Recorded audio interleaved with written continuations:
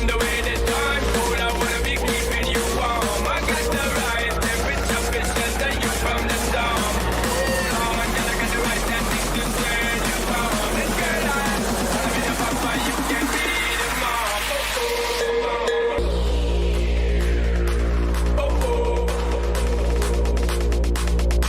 Well, I'm on the way this time.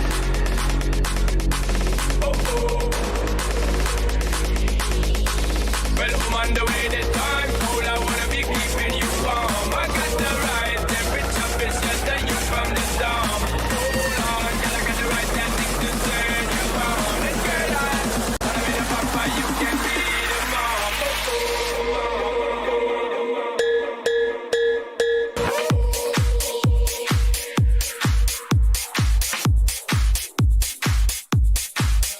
on the way this time. It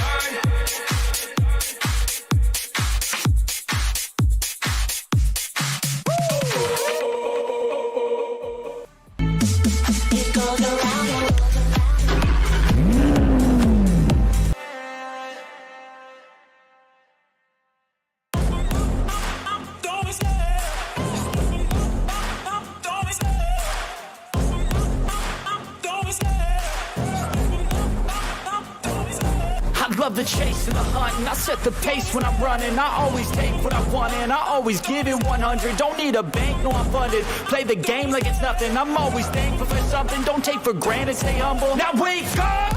It's time to look at the enemy. Look in the mirror if he is no friend to me. It's not working out, maybe it's the chemistry. It's time to break up so I can make a better me. Better believe in your mind, cause it's everything. You can mold, shape, find almost anything. All it takes is some time and some clarity to find your identity. It's mind over everything.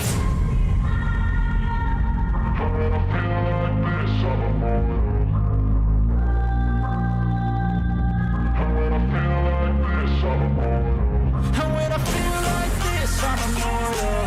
When I feel like this, I'm immortal. When I feel like this, I'm immortal. When I feel like this, I'm immortal. Don't stop. Just stop it up. Don't stop.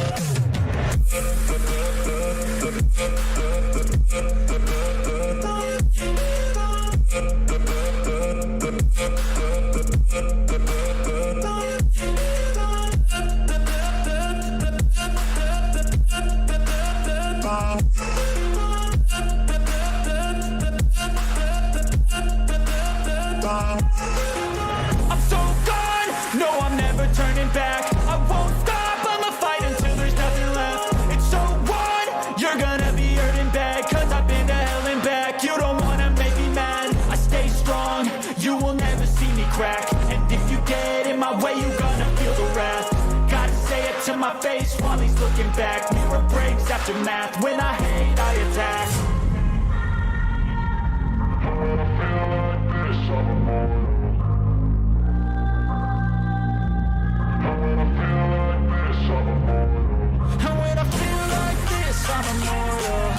I feel like this, I'm immortal. When I feel like this, I'm immortal. When I feel like this, I'm immortal.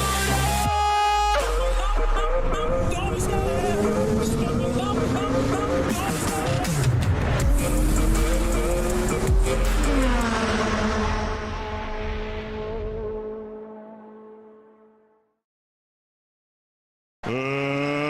Let's get ready to rumble!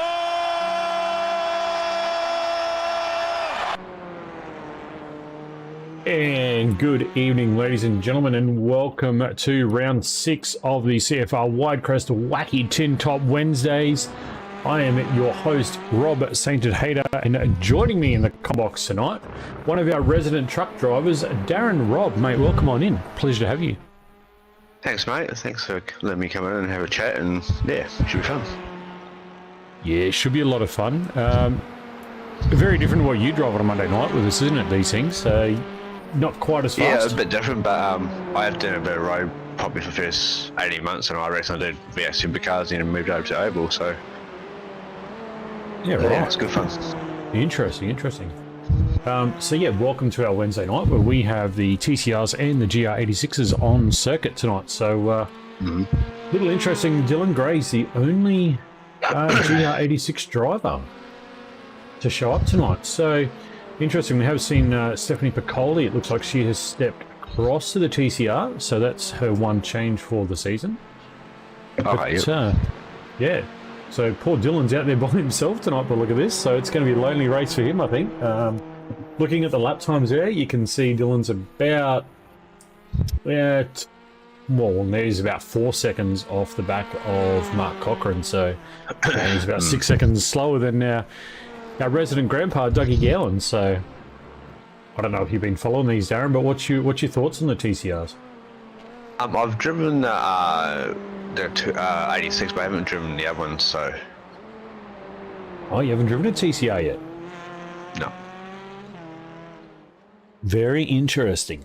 Very interesting. So what's your take on the 86 then? Give us your insights from that. I thought it's like pretty good. Like obviously it was a step up from like the MX-5 and that sort of thing. But yeah, there'll be a lot of fun. Like if you have quite a few cars and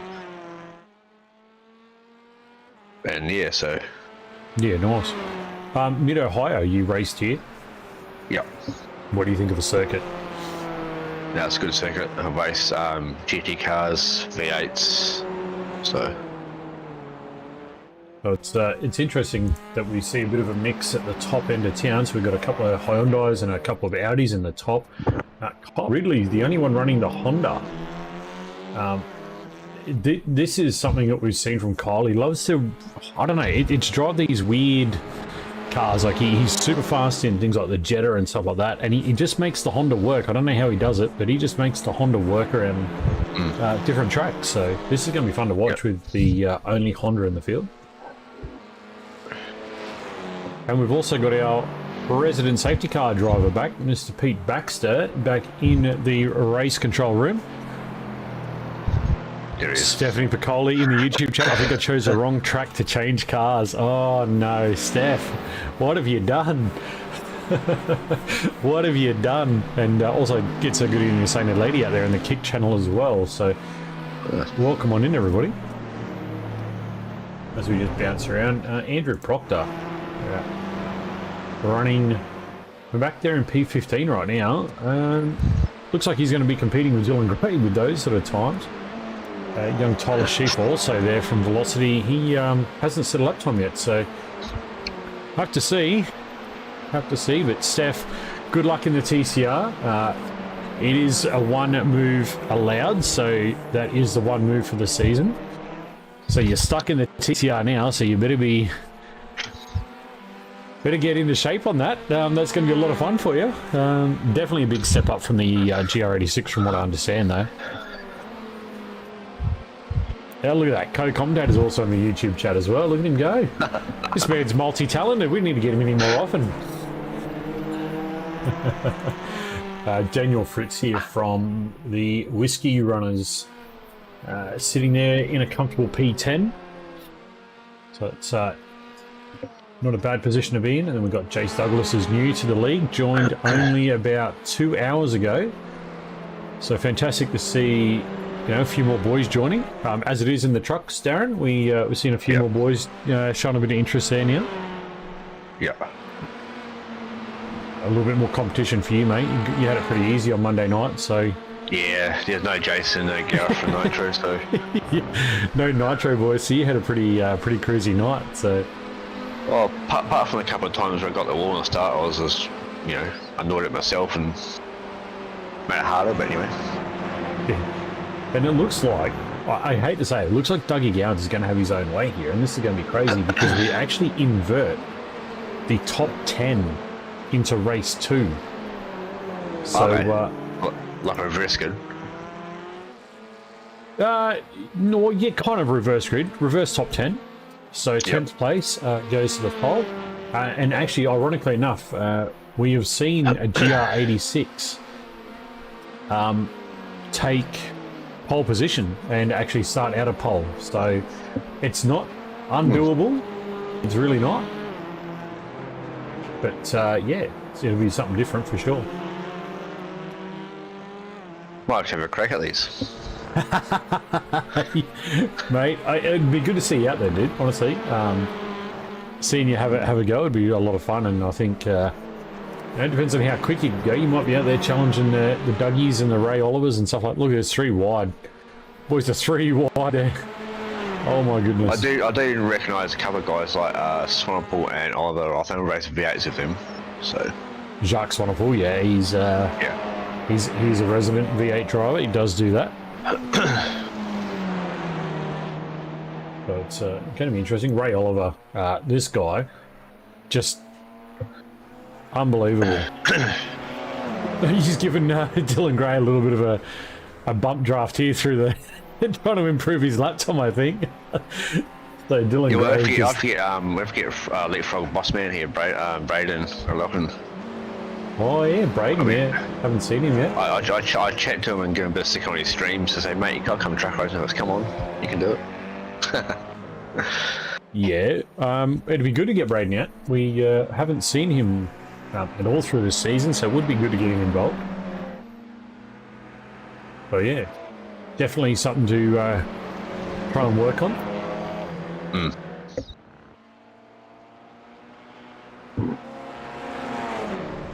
So I was just reading some updates from Monday night. I was just reading what was the outcomes from Monday night. I better get back to this one.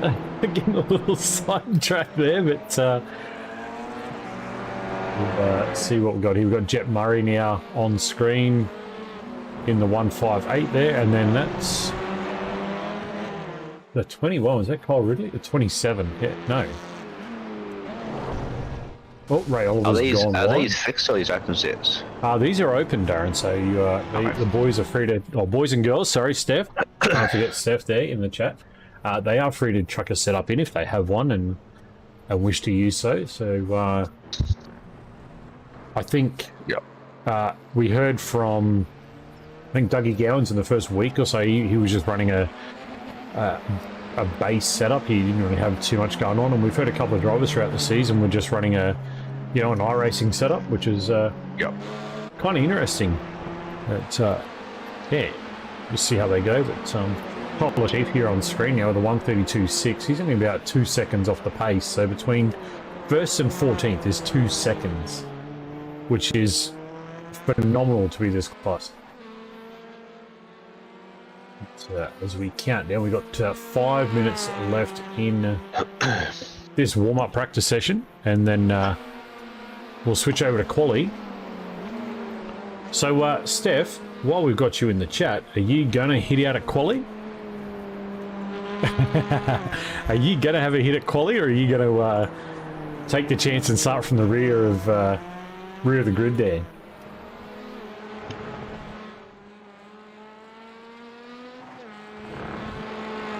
But no, I mean, it's good to see Steph back in the TCR. We know Steph's run the TCR in other leagues, and okay, cool. Good to see her back in the TCR. But we've said it before, and we'll say it again. We need to get more female drivers. We need to get more girls in here. Yeah. There's actually a couple of girls I know in the trucks in the States who are actually very, very fast. So, and they're always good to practice with. So. Yeah, exactly right. And look, Steph, we didn't get you more girl drivers, but we got more of your teammates in to come and help back you up. So we got Mark, Russell there as well. And I think we had another one. Did we not get another one in? Maybe he didn't show up tonight. But, at least we got you a couple more of the Apex boys in there to come and help you out. So hopefully get the Apex team up the front. So on screen, this is Andrew Proctor on screen in the SLM Hyundai, not having a great start so far. 134.19.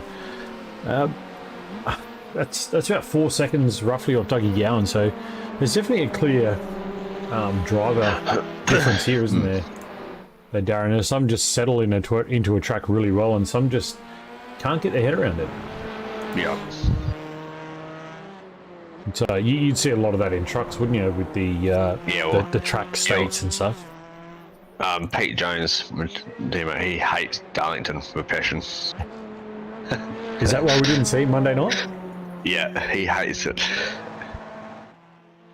Yeah, I'm wondering if that's why we haven't seen Sam Katakazunas come out tonight, because he's another resident GR86 driver, but we're not seeing him out there. So I'm not sure what's going on with Sam. So yeah, a little interesting. Young Matty Boylett on screen. Won't be with us on Friday night. Young Matty Boylett coming down from Cairns, heading to Queensland Raceway for the next round of the Homebrew XL. So for those out there, Oh, nice. Matty Boylett does race the XL Series along with Jet Murray. Dylan De Bono actually also does the XL Series as well. So we've got some real world drivers, which is kind of cool. I think that's a really cool little aspect of the sim world versus real world. You can kind of cross over and have that line up for you. So we want to wish Matty Boylett, who's just gone a little bit off track there, all the best for the weekend down at Queensland Raceway. Sure, he'll go well. But Steph's going to have a shot at quali. Good. We've got to see you out there, quali.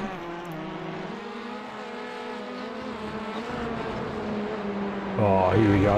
I've got Pete Jones firing off direct messages at me here. Yeah, I bet you. Oh, I knew he was going to come out with something like that. He's like, oh, can you smell that? Darren farted in the comm box. No, he didn't. Pete Jones. Pete Jones. You, my friend, are a comedian. But no, good to have Pete lurking around and doing the things as we do. He's had a few ale this afternoon, so he's in good form. He's a little pickled. Got a little bit of pickle juice in him. So we're just riding over Stephanie Piccoli's shoulder here. This is a good cam angle. I love this shot. But no pressure, Steph, if you can hear us, but no pressure. We're just riding on your roll bar. Where are we on track? So we're just coming down into, what is this? This will be 4 and 5, I think. You know this better than I would, mate. Yeah, turn 4 there. Then up. 4, yeah. It's up and then to the left in 5, isn't it? Yep.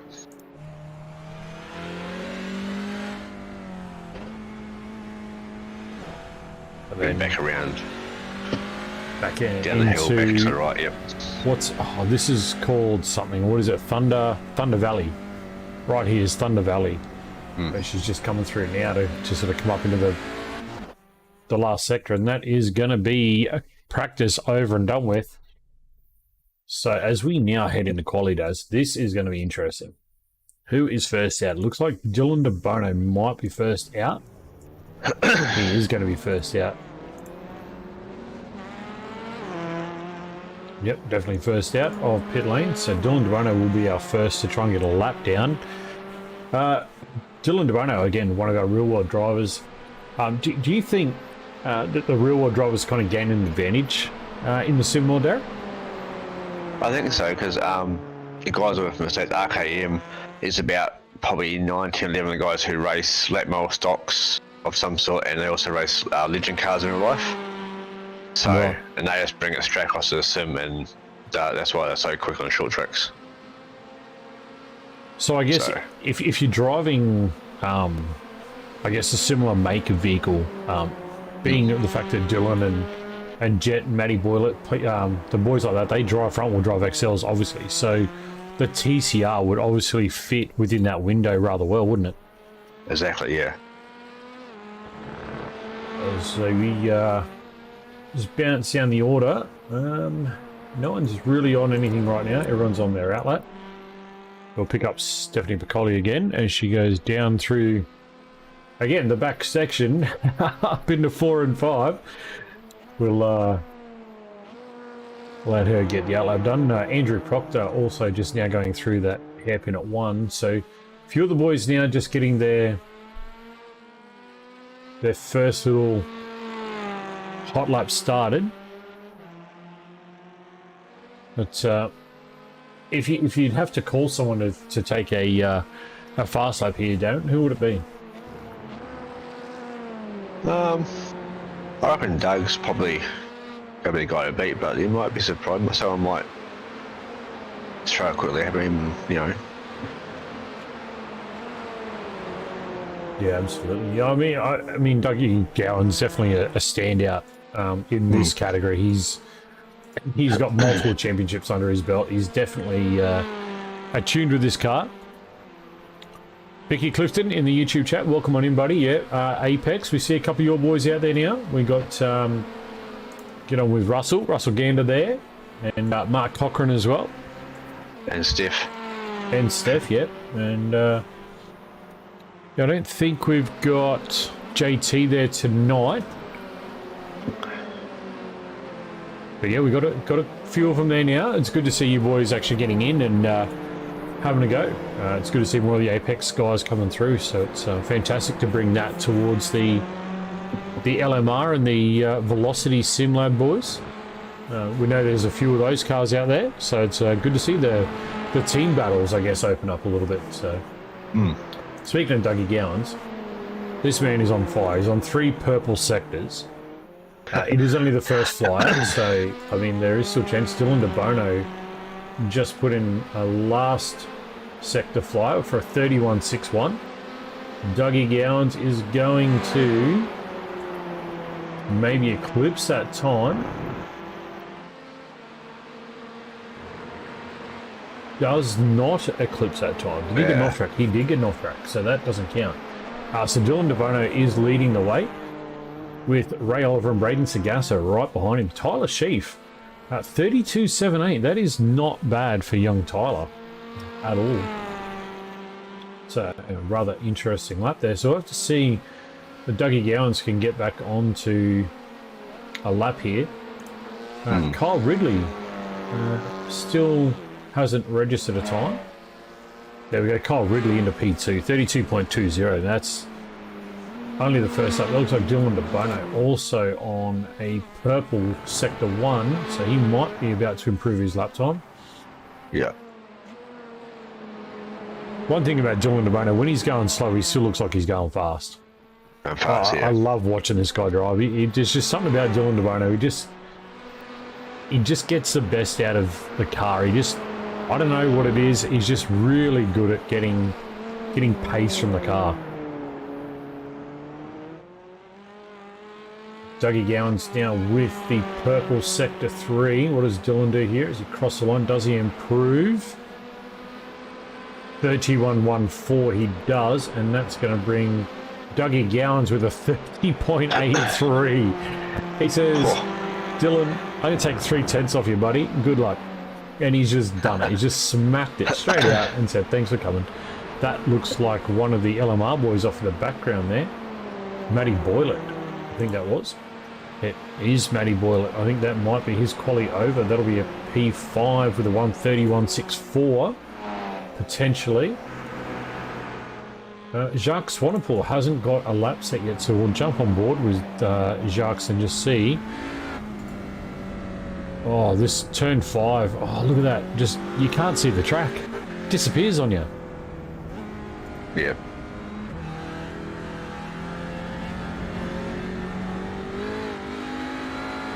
How much faith have you got to have in muscle memory in situations like that, Darren, where you sort of lose the car, you sort of lose the track and everything's light, you're not sure, how much faith have you got to have just to maintain that same muscle memory and be like, I think I was doing this before. It's just like, muscle memory, just like hit your marks each lap. And when you get it right, you just hit the same mark, and then you know you should be pretty well where you're supposed to be, so. Dougie Gowans, this man, 3 purple sectors again. Is he about to lower this lap time? Dougie Gowans, maybe a 30.4. He took 4/10 out of his own lap time. My goodness. Grandpa Gowans out there with an absolute stellar time there. That's crazy. Dylan Gray in the only 86. He's got a couple of purple sectors there. Obviously, doesn't really mean too much when he's going to be the only car, but you know, it's good to see he's still out there. He's having a crack at it. Stephanie Piccoli, we've got Steph without a lap time yet. Just pulls over off the racetrack. Who else is on a lap? Jace Douglas. Looks like he is on a reasonably quick lap. This car looks really nice. The red metallic front and sides on this looks really cool. There you go. Jace Douglas up in a P5 now, pushes Matty Boiler down a couple of spots. The one that has surprised me, Kyle Ridley hasn't really got something. It doesn't look like he's got anything for the top 5 right now, which is interesting. But we know races can go a different way. They always seem to work out a bit differently. Looks like Cameron Edwards has just joined as well. Cameron was, I believe Cameron is Frogley, but I'm not sure. Ray Oliver had a purple, I just saw that. And he's still 6/10 of Dougie Gowan, so did improve his lap time, but not enough to worry the top of the tree. Mark Cochran here with a P11 currently with a 31.92.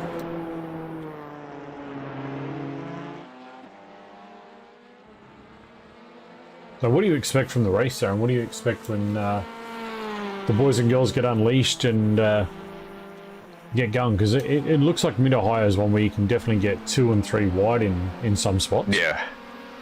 It'll be depending on the start. I mean, if they can get away and go and then the others fight, he'll probably just drive away with it, I reckon. But then again, if he doesn't get a good start, he gets swamped, well, he might have to work for it, so... Well, we'll have to see. He's, what look at it, I mean, he's going to be lining up alongside Ray Oliver, and know that Audi is quick off the line. We know it's definitely got the start potential to be something very interesting. Young Braden Sagassa there, just getting, I would say, what would be an off-track coming down there. That's probably a little too much on the grass. Yep. Dylan DeBono still not able to challenge that top time. And Doug's just down a 3. He's just 30 point. Of course he has. Dougie Grandpa Gowans with a 30.3. Mate, can we slow him down? I think we need to put some ballast in his car or something like that, or do something along that sort of line.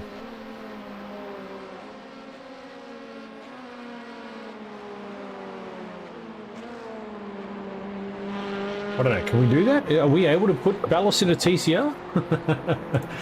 I reckon we've got to do something. We've got to downshift his car or detune it or something, because it is definitely fast, Dougie Gowans. But again, we see it in other leagues as well, you know, like he's far, he loves the TCR. I don't know what it is, but I guess he just gels with that car really well. He just has a lot of fun in it. So if you drive the car all the time, you're second nature, just like us with the trucks and stuff. We drive them all the time, so you just get used to that car. And yeah, you get used to how you can rough it up a little here and a little there, but yep. So it looks like Dougie's pulled into pit lane there. So just looking around, Stephanie Piccoli now with all yellows. We might see a lap time there. Mark Cochran, again, looking very solid. P11 right now, 131.92. So again, maybe it's a setup issue. Maybe they're just not got the setup that's working right now, or maybe it just takes a little longer for the setup to come in. We do see that from time to time in some of the race series where setups just take a few laps.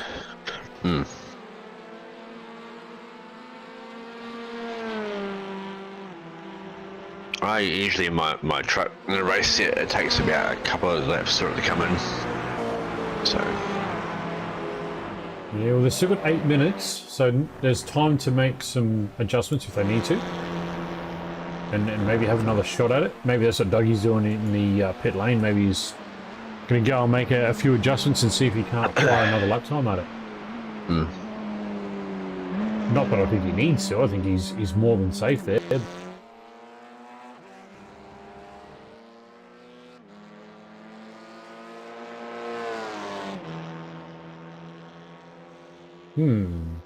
Discord seems to have frozen.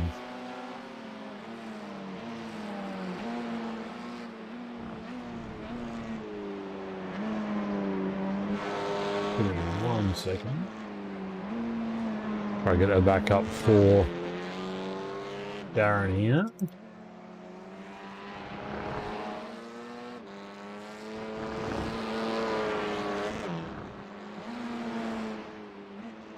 There we go. Yep, that's back. Good old technical issues. Aaron just breaks. Discord just doesn't like doing what Discord's supposed to do. We love Discord around here. Kyle Ridley now 4 green seconds, so this could be a challenge for the top of the table. See if he can finish this off.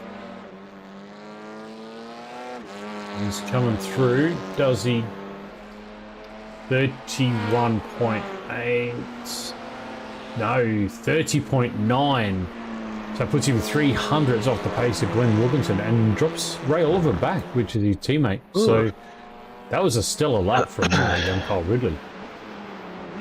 That was a brilliant lap. Now Cameron Edwards now in the P15. He's got a 33.75. Looks like Stephanie Piccoli still out there. We get a lap in and get a time on the board. We jump with the nose cam and get a bit of a look from where Steph's going through now. Just coming through the final sector. Come around here and then a little flick back to the left. It's almost like Barber Motorsport Park, this corner here. Yeah. We should fly through and get a time.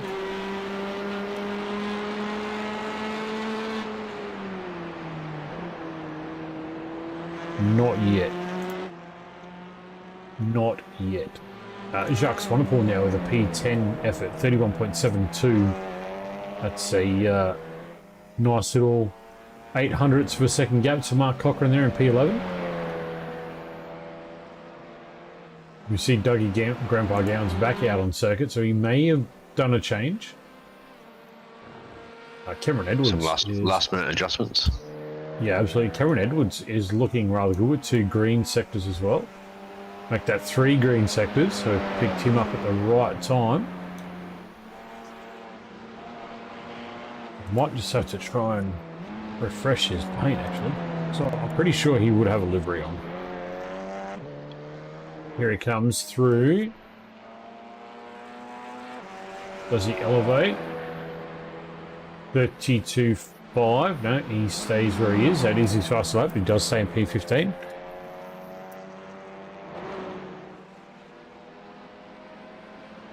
Jake Jackson now with a couple of green sectors for MX wraps. So we'll see if he can elevate up from a 32 flat. Does he bring himself in? 31.4, so he does go into P10. So he leapfrogs Jacques there. Stephanie Piccoli, 2 green and a yellow, comes through for a 36.47. That's a good lap time for Steph. It's not bad at all. So right on the heels of Andrew Proctor there. Kyle Ridley now with a green and a yellow, nothing major. Oh, and he's off at pit entry. Dylan DeBono on screen now, he's all yellows. And he's just rolling through.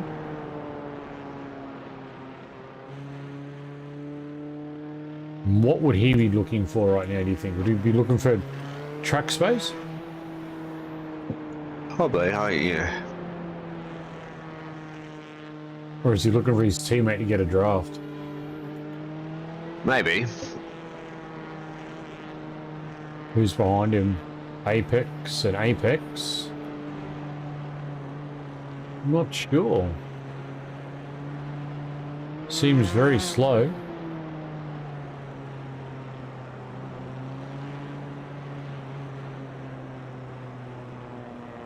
Is he damaged, maybe?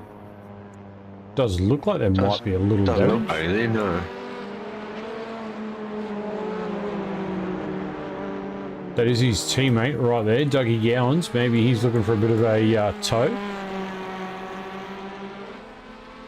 Yeah, toe. It's definitely a tow, yeah. He was waiting for his teammate, so yeah, we'll keep our eyes on that. But yeah, Mark Cochran, we got Mickey Clifton in there. Come on, Mark, top 10 chance. He does have a chance.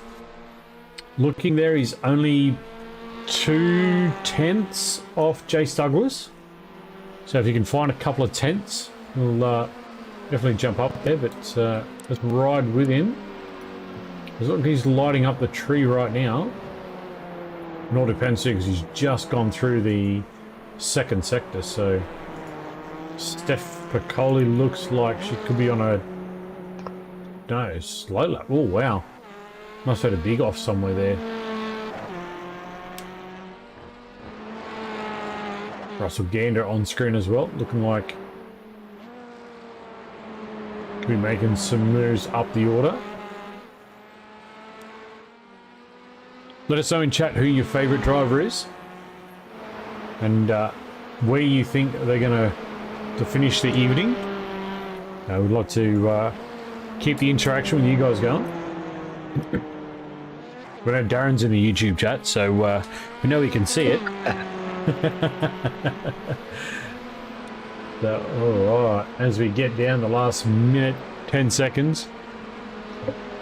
Jet O'Murray in the chat, go Matt, Dylan and Jason. That's 3 drivers. That's not your favourite driver? Can't you count, Jet? Oh, man. Shifty's had his food, he's ready to race. Tyler currently sitting P13. So I'm guessing he's happy with that quality, so he'll sit there, no doubt. Jacques Swanepoel now into P9, so he's jumped. No, he didn't actually. He's a bit slower than his hot laps. His fastest lap. Matt, Dylan, Jason, one. That's still 3 drivers. That name doesn't exist on the leaderboard. Steph Piccoli now with a green sector 2 and sector 2. Then it changed to a yellow. Sector 3's green, so we'll see if she can elevate herself up here. 35. We're starting to see Steph get in the groove. And there goes the timer. So just like that, that is quality over and dusted. So the grid as it will be is Dougie Gowans, Glenn Wilkinson off the front row, Kyle Ridley, Matthew Boylett off row 2, Dylan DeBono, Ray Oliver off 3, Daniel Fritz, Braden Sagassa off row 4, Jacques Swanepoel and Jason Douglas off row 5, Jake Jackson and Mark Cochran off row 6, Tyler Sheaf and Russell Gander off 7, Cameron Edwards and Andrew Proctor off 8. Stephanie Piccoli will line up alongside Dylan Gray in the only GR86 tonight, and the rest of the boys are not there. So, this looks like it could be a lot of fun. If we, as we get to our start again, look at this. They go back around the corner. How'd you be, Darren, starting around the corner? You got, straight away, like the guys at front get a straight piece of road, and you've got to turn the left-hand corner before you can start your race.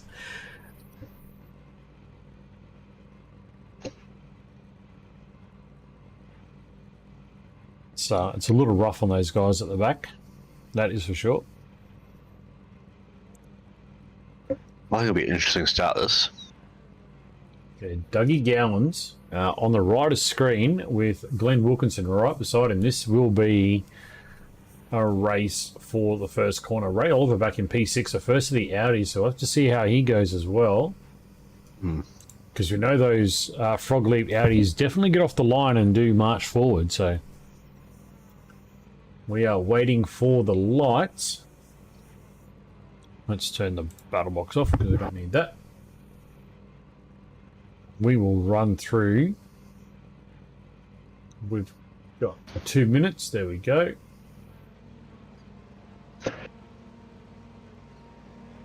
Watching Barney up there in the Honda Starters Tower. And away they go. That Audi definitely did get a good start. So how do they hang up into one here? Dougie Gowan, look at the gap he's already pulled away. He pulled, yeah. He's already got a gap. Dougie Gowans. Oh.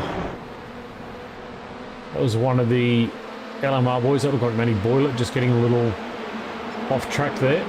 The grass. Yeah, that's not the fast area.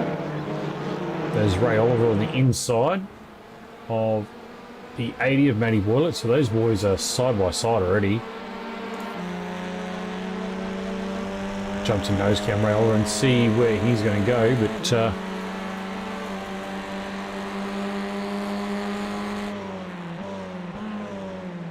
Ray just looking on the inside. Oh. Oh. He's going to get right there. Well, Cameron Edwards has crashed, I believe. He has. That's up the... Oh, is that Tyler Sheaf as well? What's gone on there? Going to replay that and see what's happened here. Devlos got a lot of front end damage. Yeah, Tyler Sheaf right there behind Cameron Edwards. So, what's gone on? Is it just the braking, or what's gone on here, I wonder?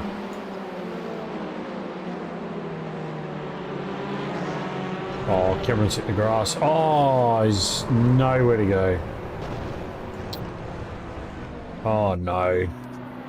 Yeah. Poor Tyler. Nowhere to go. Nothing he could do.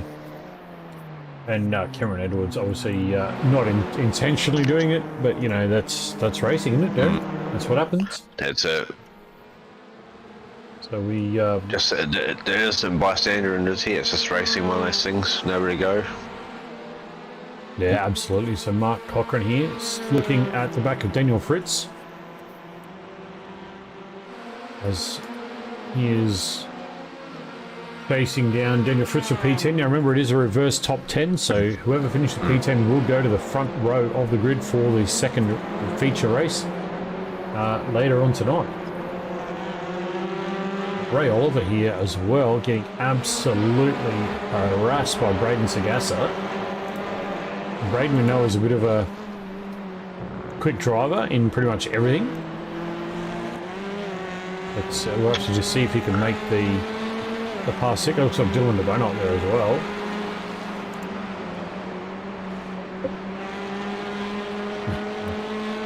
Discord. Oh, I love Discord. I love Discord.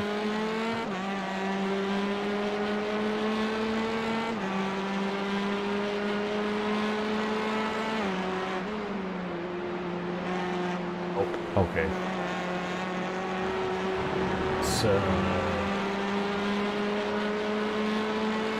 I'll see if I can get it going for you, mate. Building. Absolutely hate Discord. For you guys out there watching, I do dislike Discord so much. There we go.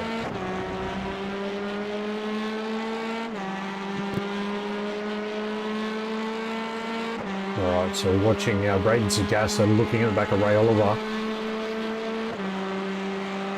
We'll now bounce back to Daniel Fritz and see what Fritz is doing. The Whiskey Runners. Looking at the back of Jake Jackson, so it's another MX Raps car.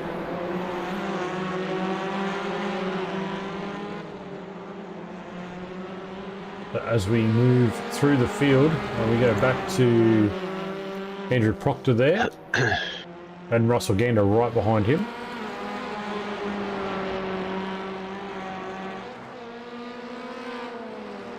And Stephanie Piccoli on screen, back there in P17.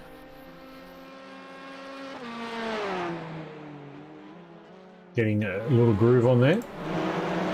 Dylan DeBona here, right in the middle of a sandwich between Kyle Ridley and Matthew Boylett. How does this play out? Does Matty Boylett get in there enough to be able to send it? But does Dylan DeBona have enough to get past Kyle Ridley? So, all the fun things to play out, Darren. Yeah, if you can get in the draft and, get up the inside, he might have a shot, but if he makes a mistake, he'll drop further down as well, so. So Matty Boylett there, it looks like this is where the battle is right now. These three boys here on circuit.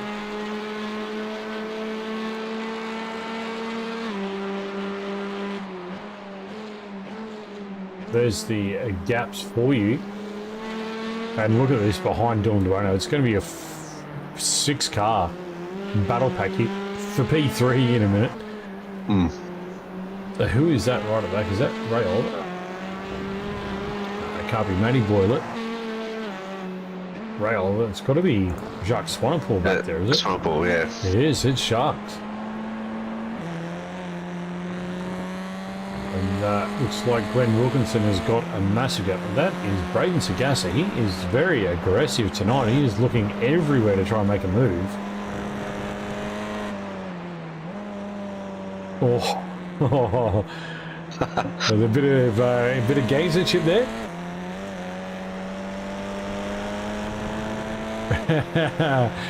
Jay Slam in the chat, also I should say Contagious in the chat.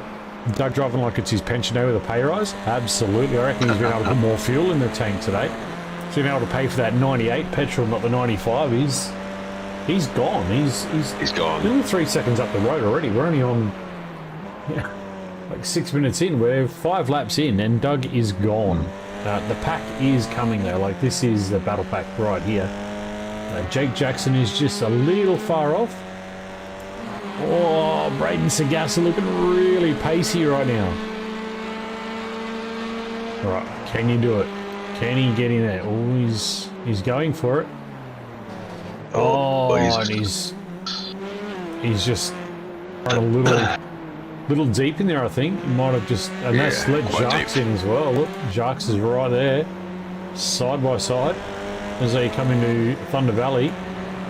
Oh, mate, do you envy these guys? Do you want to be out there banging doors with this? Is this the sort of racing you want to see? Looks fun, so. Where do you think you'd stack into all this?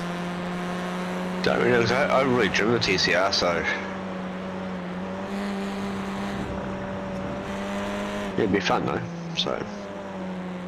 So do we expect to see Darren Robb in season 2 of the TCR 10 tops, mate? Maybe, or maybe sooner. So. Oh, maybe sooner. Oh, well, we'll have to sort something out there because I think we might have a clash with numbers, as in driving numbers. Oh yeah, that's cool. I can change it, so that's cool. We'll have to work that out, but it is what it is. But this battle pack is crazy. So back to Braden. Rail looks like he's just run a little wide there, giving Braden just a little sniff.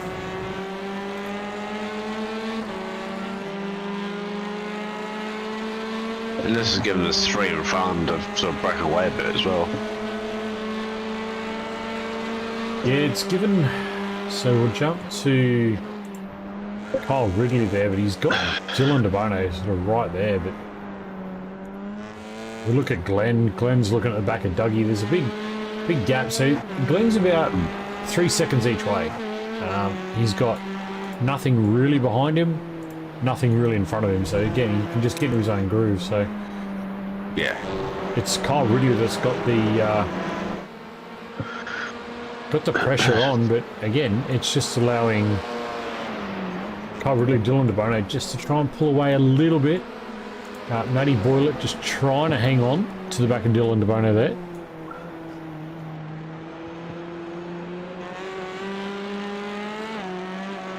But, so we're going to tick off almost halfway now, 9 minutes 20 into the first race. So no pit stops.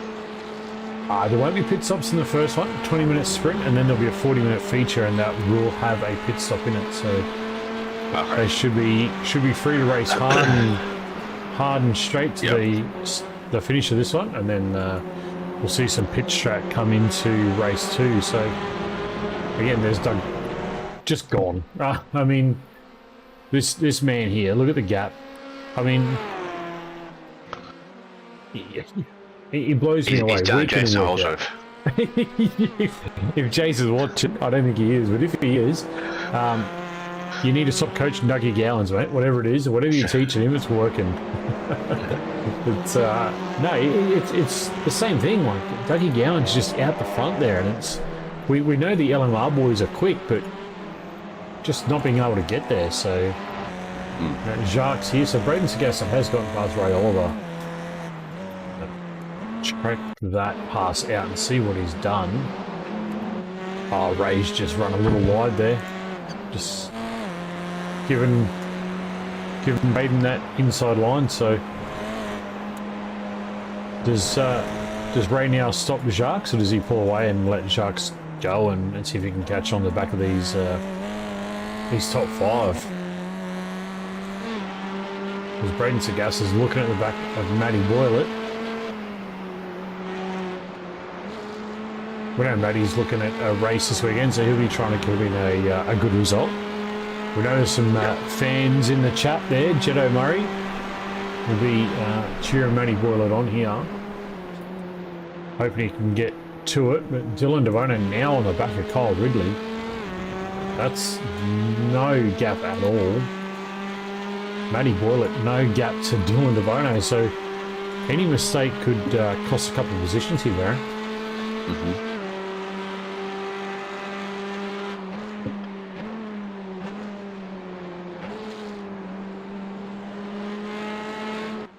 Question to you is, did Matty Boylett just...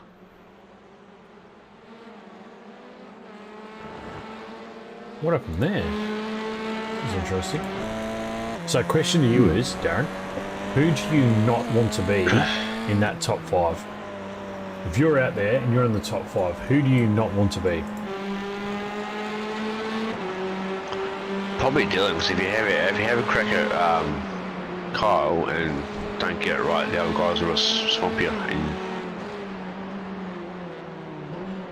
Yeah, I was kind of thinking I wouldn't want to be either Kyle or Dylan there, to be honest.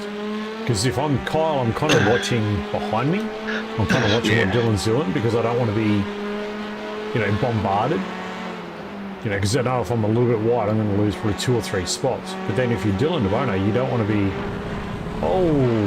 Braden Sagassa taking it cross country. That's going to just give Matty Boylett a little bit of breathing room. But yeah, if you're Dylan Devono, you've got to be watching front and rear, and you don't want to be sort of having a crack at Kyle without knowing you can actually get it done. So yeah, I think they're probably the 2 in the bottle that you just don't want to be right now. It's interesting. But Glenn Wilkinson now, he's just starting to fall back to Kyle Ridley a little bit. Could be just strategy, could just be playing the game, but now I put Dougie Gowans 5 seconds up the road. Dougie must feel like he's just out in a test drive, like, I'm just, out doing a test drive, no challenge. He's just having a good chill drive. Jace Douglas here with Mark Cochran, so this battle's hot. Daniel Fritz up in front with Jake Jackson as well. We'll see this battle side by side and front to rear here, so this is going to be interesting.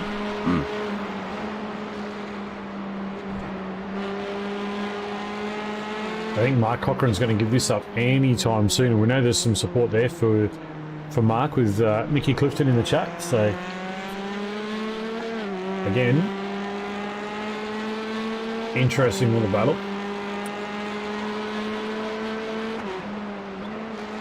Jake Jackson in P10 right now, so that's actually going to be pole for the 40-minute feature if he decides to stay there. But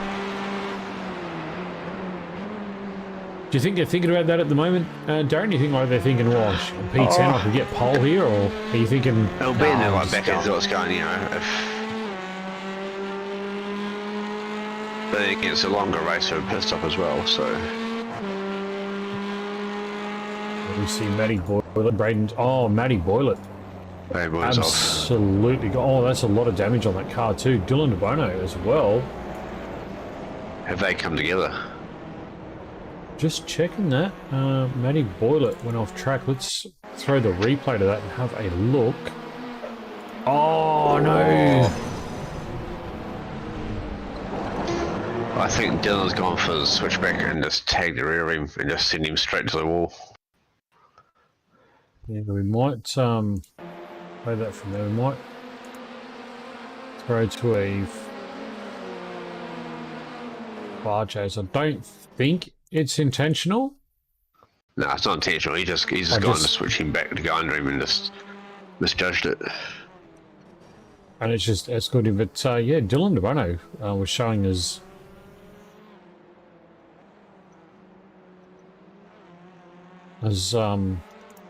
in damage as well. So yeah, so Matty Boylet can't move, unfortunately. I think that might have brought out safety car. It has. Wow. Okay, that's interesting. So we have got Pete Baxter out there in the safety car now, just regrouping all the drivers up. I wasn't sure if they were actually going to run the safety car in the first 20 minutes tonight. I thought they might have left it and then just run it for the 40-minute, but clearly going to run it, so it's just pretty cool. So now we're looking at, yeah, Mark Cochran in P10. So yeah,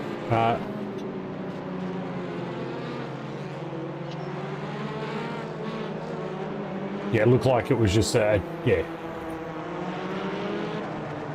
just a surprise or a little bit early on the brakes there, but yeah, that's how it goes. That's racing. You know, unfortunate for young Matty Boylet, but I think there'll be probably something later about it, but yeah, nothing too bad. But yeah, Mickey Clifton, Mark Cochran now in P10, and Jake Jackson in P9. But we know Jace Douglas right behind him is going to be fighting for that P10 spot. So we'll have to see if Mark can hang on. Russell Gander also P13. That's a good little drive there for Russell. No, Dylan Gray, 15th overall in the only GR86, so he's kind of stuck there.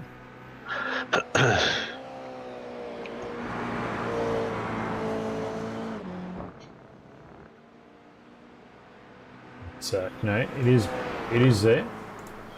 Stephanie Piccoli now, P16 as well.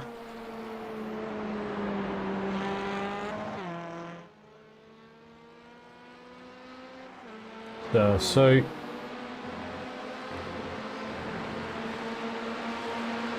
we are back under green again. Dougie Gowan's now all that lead just chopped away. We'll have to see if he can extend that and get that back out with about, what is it, 2 minutes left? Yeah, 2 minutes. So it's probably only about two laps. Yeah. Dougie going to kill Dylan, you reckon? I don't know. That is a Braden Sagassa looking very, very racy there. Oh, Dylan DeBono just flashed. Braden Sagassa looking to try and get P3. If we look back here, Jace Douglas and Mark Cochran battling over that P10 spot, which is the front row of the grid. See if Jace can get there. It's be good actually for Mark to grab that next pole position. Might help in just getting away early off the front. Oh, it's the fast cars are becoming. Jace, look up inside. Oh, Switch back. is he going to switch him? Oh, drag race. Mark's going to be on the outside for the corner though. Is he going to switch him back as well? Oh, he's going to do the... Is he going to switch him? I'm not sure. Oh, he's showing the nose. He's giving Jay something to think about.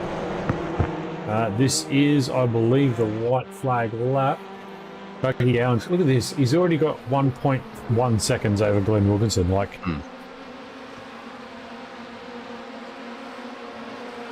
It's on for P5, I think. oh, look at this. Ray Oliver, Dylan DeBono, and Braden Sagassa on for 4, 5, and 6.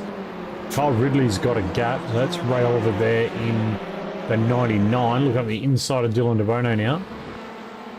Quite sure he's going to make that stick, buddy. Oh.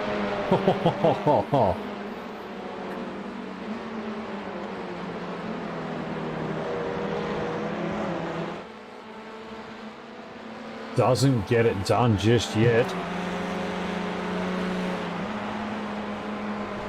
Still got a couple of corners though. You can still make this happen now. Oh, Dylan's the grass. Oh, can Ray get it in? He's run wide. Oh, he's trying to jam up actually inside. oh. I think that was a little cheeky. And that is going to bring up the checkered flag. So that is going to be Dougie Gowans, Glenn Wilkinson, Kyle Ridley rounding out your podium. But that's going to put Jace Douglas and Jake Jackson on the front row for the feature. So that's going to bring an interesting spiel there with the fast guys in P10. But Mark Cochran just sitting in there in P11, Andrew Proctor P12, Russell Gander 13, Tyler Sheaf 14, Dylan Gray will be in P15. There was Stephanie Piccoli 16, Cameron Edwards in 17, and Maddie Boylett unfortunately into P18. So your top 10 is going to be inverted.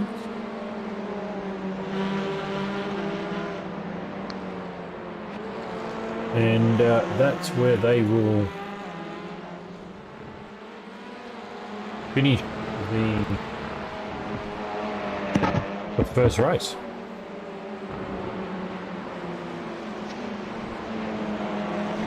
It looks like they're all still racing. I don't know what's going on. Or am I missing something?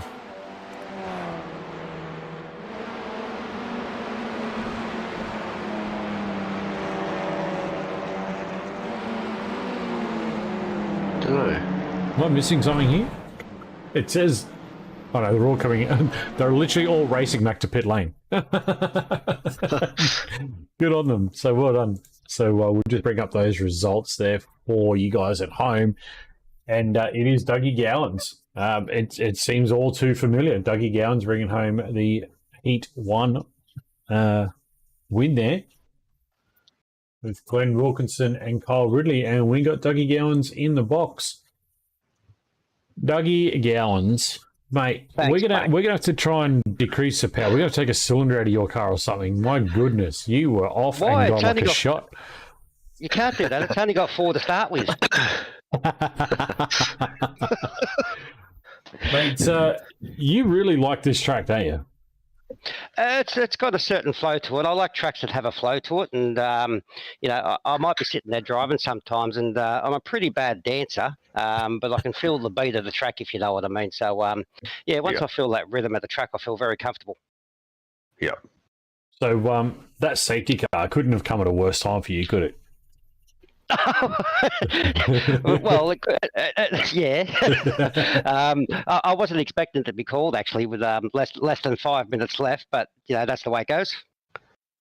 Yeah, I mean, it's one of those things, isn't it? Like, yeah, in hindsight, you'd probably leave it, but you know, it was called, it ran, and yeah, you still pulled a second straight back out. So, is there anything you're going to change in the car during this break? No, the car's running well. I'm quite liking the feel of it, and like I said, the flow of the track, the car goes really nicely with it. I did some practice during the week, of course, with Dylan and Tyler and Fritzy, and chewed the setup then, so I'm very happy with it. Nice. Darren, you got any questions for our resident grandpa? No, mate, good job. Yeah, Thanks, see how you Captain. go from P10, I guess, and comes through the field. And Yeah, that's always interesting, isn't it? Oh, look, I think in these circumstances, you just got to take your time and just pick them up Yeah. one by one in a safe spot. I'm not going to be trying to do any heroics on the first corner or anything like that. That's just silly to do that. just Yeah, be patient and take your that's time right. and pick them off. That's right. It's a 40-minute race, not a 4-minute race, you know. So got plenty of time. So we're going to see you. I just got to remember where pit entry is. That's why I went and done another lap. I was going to say, so we're going to see you and Glenn Wilkinson off the 9 and 10 position there. Yep. Will you try and be, alias teammates for the first little part and try and work through the field, or is it No. every man for himself and if he finds a fence, he finds a fence? Hey, he's not on my team, mate. I'm going for it. No, look, if we find ourselves in a situation where it's, might be a little bit dicey for us, caution's always the key. I don't want to wreck anyone's race. I don't want to wreck my race. So, yeah, let's play it by ear. Yeah. Yeah, so we're talking through that first race, and that last sector, like you said, near pit entry there, that kind of feels a little bit like Barber Motorsports Park, doesn't it? Where you sort of come up and around that, and then down into that front straight kind of thing. It kind of gives that same feel. It does, yeah. Like I mentioned at the start, some tracks you just get a feel for. And, Barber's one of them. I really enjoy Barber. I like this track. I've only ever done one race here before, and that was in the Redo 2.0. I like Long Beach. I find that there's a flow to Long Beach. So if you get that feeling and you feel comfortable with the track, you can push and attack. And, I certainly feel comfortable here. Yeah. Excellent. Well, mate, I don't know what these boys keep talking about in regards to NOS and wheelchairs, though. I mean, I don't know who started that rubbish. Maybe he'd been a commentator, I'm not sure. That might have been me in the comments a couple of weeks ago, mate. I'm not going to say too much. I know, yeah, self-incriminating, plead the fifth. Unless it's on video, it can't be. Oh, actually, it is on video. There's VODs everywhere. It's on video, buddy. It's on video. No, we love you, mate, and it's good to see you going fast as always. And look, Thanks, we'll mate. be looking forward to watching you fight through. So go get them next round, eh? I will, mate. I will. Do or die. Yeah, that's it, mate. That's it. Send it on, doggy. All right, mate. We'll let you get back out there and go and warm up, and we'll see you again. Thanks very much, guys. Talk to you later. Yeah. Just heard from Dougie Gowan, so you got that first Heat 1 victory there. You got Sheafy there, just congratulating Dougie. Again, teammates. Pretty cool. And thank you, Steph, for the DM. Awesome. I thought that might have been the case, but I just wanted to make sure. So, Darren, how was that, mate? No, it's good. Good fun. Looks like it's a lot of fun. Especially around that sort of P3 back to like P7, P8. It's fairly close, and it's good hard racing. So. Got Pete Baxter out there trying to do some laps in the GT4. Might jump on board with Mr. Pete and see what he's up to. What do you think of the GT4s, Darren, actually? Can I ask you that? Yeah, they're pretty. I like them, so. Done some enduro stuff in the past and that and whatnot, so. Done a couple of mines and 24-hour Daytona stuff and that sort of thing, so. So we're seeing Pete's lap time here. He's got a 32.4 on the GT4. It looks like it's very close to a TCR time. Yeah, I would have thought maybe that these things got a bit more top end or a bit more straight line speed, but the TCR is probably a lot better under braking through corners, so. I mean, let's not forget, we saw Dougie do a 30.3 Yeah. in the quali, and Pete Baxter here. I mean, 32.4, I mean, it's nothing to be shy of, but, I'd almost love to see these out on track, eh? But there's just the sound of this thing, too, the safety car. The Aston Martin, it just sounds so like growly. It sounds so tough, doesn't it? Yeah. Well, what's he going to do? Is Pete going to knock a lap out here? 32.06. Interesting that it's still not quite to that TCR pace around here.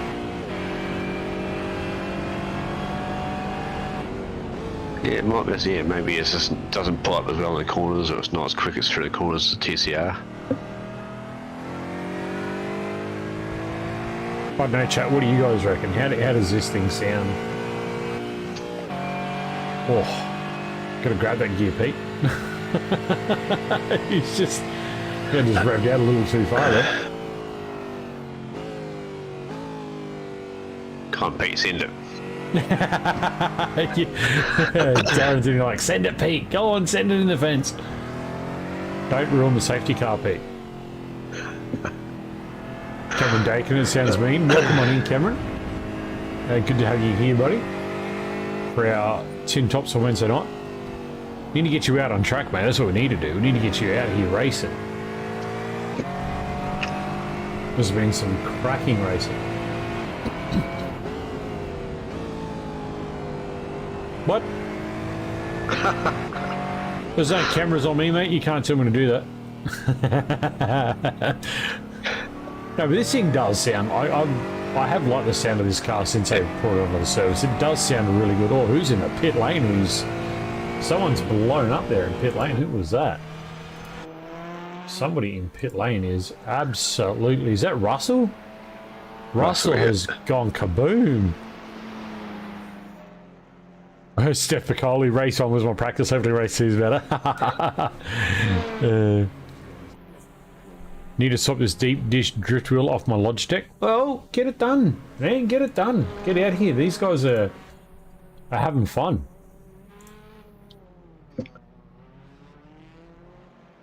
They are having fun, and with 1 minute left in the warm-up before we get to the grid,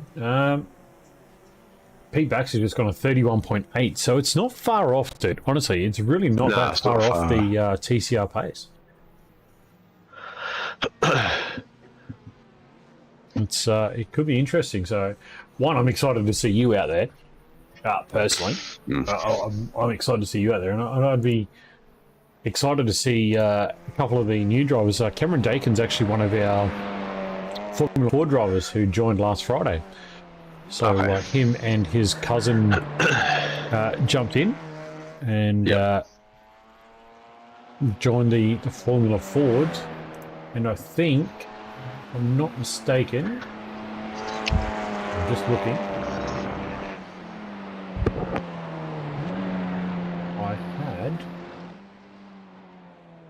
I have lost his...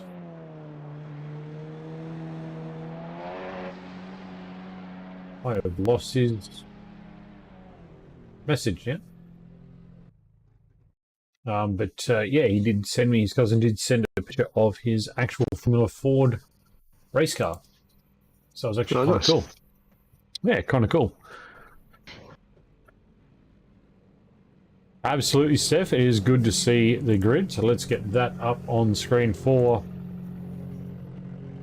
the feature race. So it is going to be Jason Douglas and Jake Jackson off the front row, Daniel Fritz and Jacques Swanepoel off row 2, Ray Oliver, Dylan DeBono off row 3, Braden Sagassa, Kyle Ridley off 4, Glenn Wilkinson, Dougie Gowans off 5. That is your top 10. Moving on to row 6, Mark Cochran, Andrew Proctor, Russell Gander, Tyler Sheaf off 7, Dylan Gray and Stephanie Piccoli again off row 8, Cameron Edwards, Matty Boylett off row 9, and that is our grid. So we will get ready for what is going to be a cracker 40-minute race with pit stops. And, well, let the strategy play out, Darren. Yep. Let the strategies play out. So, do we see Dougie Gowans get through? Oh, look at this. He's already in P8. He's already jumped 2 spots off the start. As we're just watching Dougie Gowans there now, he's right behind his teammate. Braden Sagas is fighting with him. Jace Douglas out in front. Ray Oliver now looking very racy on Jake Jackson as well.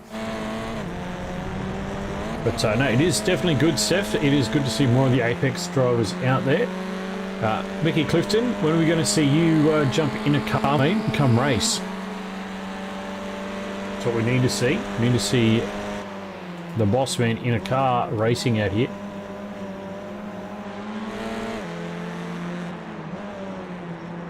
Have a look. Everyone is really close. So Dougie and Daniel Fritz just trading spots. There's Daniel right beside. Oh, there's they're door to door.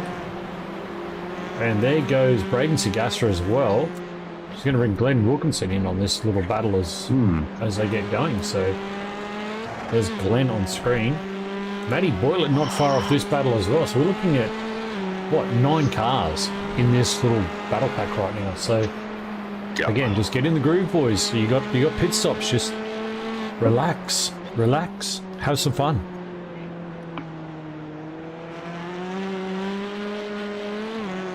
Who are we looking for down here? The Mark Cochran is in pit lane. That's an early stop as Mark. I know he's jumped to pit lane. So did he have a... Has he gone off, is he, or...? I don't know. I was just looking there like I'm not seeing anything where he might have gone off.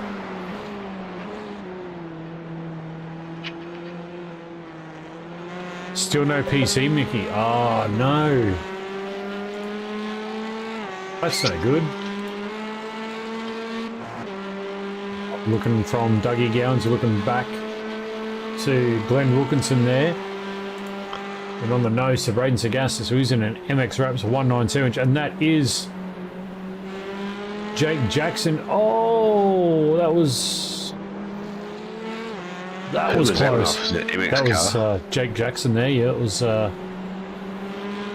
Jake. We might have a quick look at that. Might throw back to that and see what he's done here. Oh, is there a bit of contact there? Not sure. A bit of door to door. Doesn't look like a lot. It looks like the. Let's have a look. We got Mr. Peter Baxter just jumped into the commentary room as well. Pete, welcome on in. Welcome back as well. Rob and Darren. Oh, thanks for the welcome back, mate. So good to be back here with Checkered Flag Racing. The racing here is just top notch. I was just saying to Matty, I think what we've really got here is we've got a group of drivers who know they have to race cleanly, because if they don't, they're going to be put on the pedestal against every other driver in the group to make a decision. So it's good, clean racing, right? Just seen Dougie Gowans put the move on Daniel Fritz, and that was a good move too. Right around the outside. So we saw it. Oh, wow. That was a bit of a short track. Not sure who that was. Was that Jake Jackson again? It might have been Jake Jackson. He might have a bit of damage from that off track before. So Dougie Gowans now looking up the inside. But how was the GT4, mate, doing laps out there? Oh, it was nice in the warm up. It wasn't really good throwing into the safety car, because I went out did 3 half laps and crashed in 3 different corners. So to get written in the safety car under race conditions, I was kind of pleased. So it was nice to have the 10-minute warm up in between races and give the Aston Martin a flog. Jacques Swanepoel and Dylan DeBono with Braden Sagasta. This is some good racing, mate. Yeah, look, I know I've been away for a couple of weeks. I've missed it, and what I've noticed is we've sort of, most of the drivers have tended into the TCR class, so it's not as mixed as it was, but the racing is gold, mate. This is awesome. Yeah, absolutely. And hey, what was the call for the safety car there in the first heat? Was that just purely because Matty Boylan couldn't move, or...? Yeah, Matty needed a tow, mate. He said the engine had blown up, so we put the safety car out there, give him a gap to get the tow crew out, and we also recognised there was only a couple of minutes left in the race, so we made it a short safety car, just a one-lapper, get the tow happening, and let the boys race to, well, I shouldn't say the boys because Steph's here, but let everyone race to the end. So really cool. Yeah, you can't forget the resident lady racer, not streamer, racer. Well, I think that's a bit unfair. I would say the legend lady racer we've got. Steph must be known as the legend lady racer in CFR. She's the first one. She's the only one. She's the one that wins all the lady races, right? That was Ray Oliver and I want to say Yucks. I'm not sure. No, it might have been Jason Douglas. I've got Ray Oliver, Jace Douglas, and Braden Sagassa involved in that one. Oh wow! Let's get that back for the viewers. Let's have a bit of have a look at that.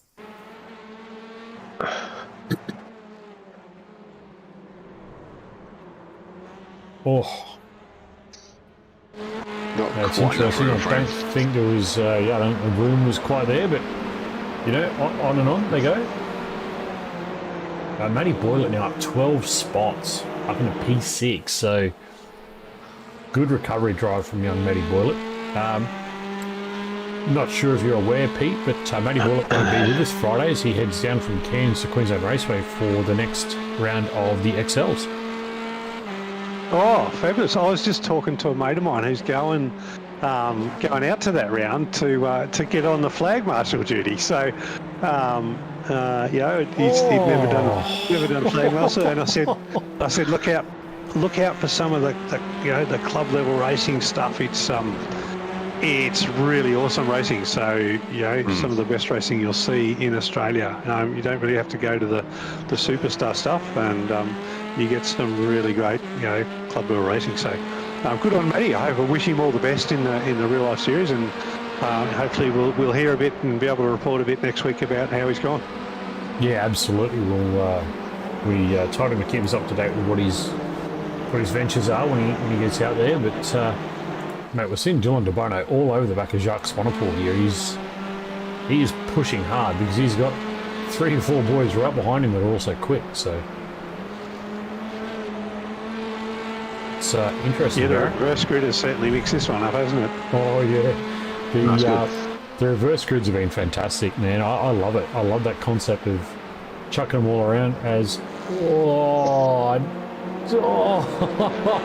that's on screen. Braden Sagassa trying to force the issue up the inside. Here comes Matty Boylett as well.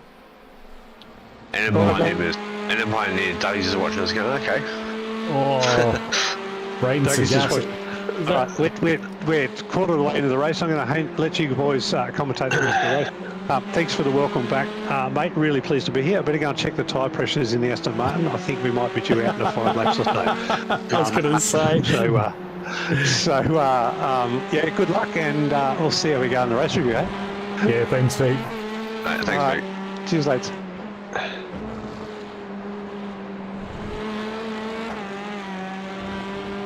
It's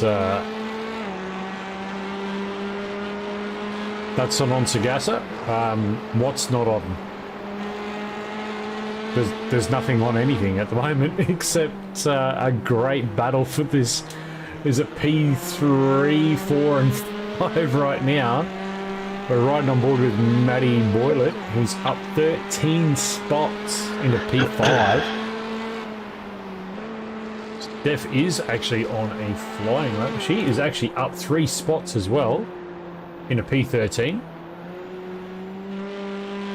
She's getting faster. She is actually, yeah. She's back in the groove of the TCR, I think. But so we can't take the battle away from this. This is crazy stuff. Dougie Grandpa again is looking at the back of these boys going, Matty Boylett, Sagassa, DeBono, they're all there. Look at them, they're jumping curbs, they're knocking witches' hats over, they're taking everything. Dylan DeBono is making that little TCR very wide. Oh, Sagassa's up. Oh, Sagassa has just gotten loose. He's made the pass there. Does Dougie go, okay, I might pit soon and get some clear track and then try and jump him? Well, yeah, the undercut might play into it. Yeah, I mean, that's the thing. Who will be the first to blink? That's the question. Who blinks and does that pit stop first? So for the way they're fighting, they'll boot up their tyres and slow each other down because they're fighting. And, Well, Kyle Ridley's got a 4-second gap, nearly 6-second gap up the front. So again, Kyle's just in that little window. He can just run his own race and do his own thing. Yep. But Dougie Gowans will be loving this. He'll be smiling all across the the grill there for sure. And he's got two MX Raps cars right behind him. Let's jump on board with. So Dylan DeBono has actually lost that spot to Braden Zagasa, so we'll have to look to see what that was.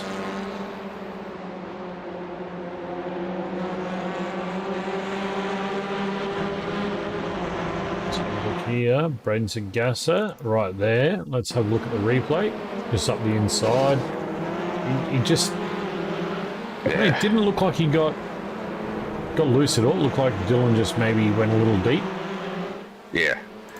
A little deep, a little wide, just gave up the internal spot. So here's Dougie Grandpa Gowans again. Look, the battle right in front of him. Matty Boylett trying to look up the inside. Oh, this is some great driving. This is great battles. As you say, Mickey Clifton, this is fantastic battles. Where is Mark? Mark is a lap down, so Russell and Steph are pretty much line astern right now. They are in 12 and 13 spots, so looking into the top 10, Dylan Gray, outright P17. Not too bad. It's a little bit of a shame we don't see Sam out here tonight, but good to see Dylan still trucking on.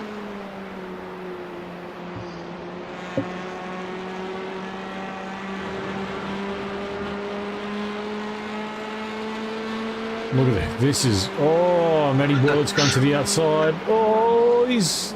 around the outside. Oh, Matty's going to lose that spot. Oh. Oh. Oh.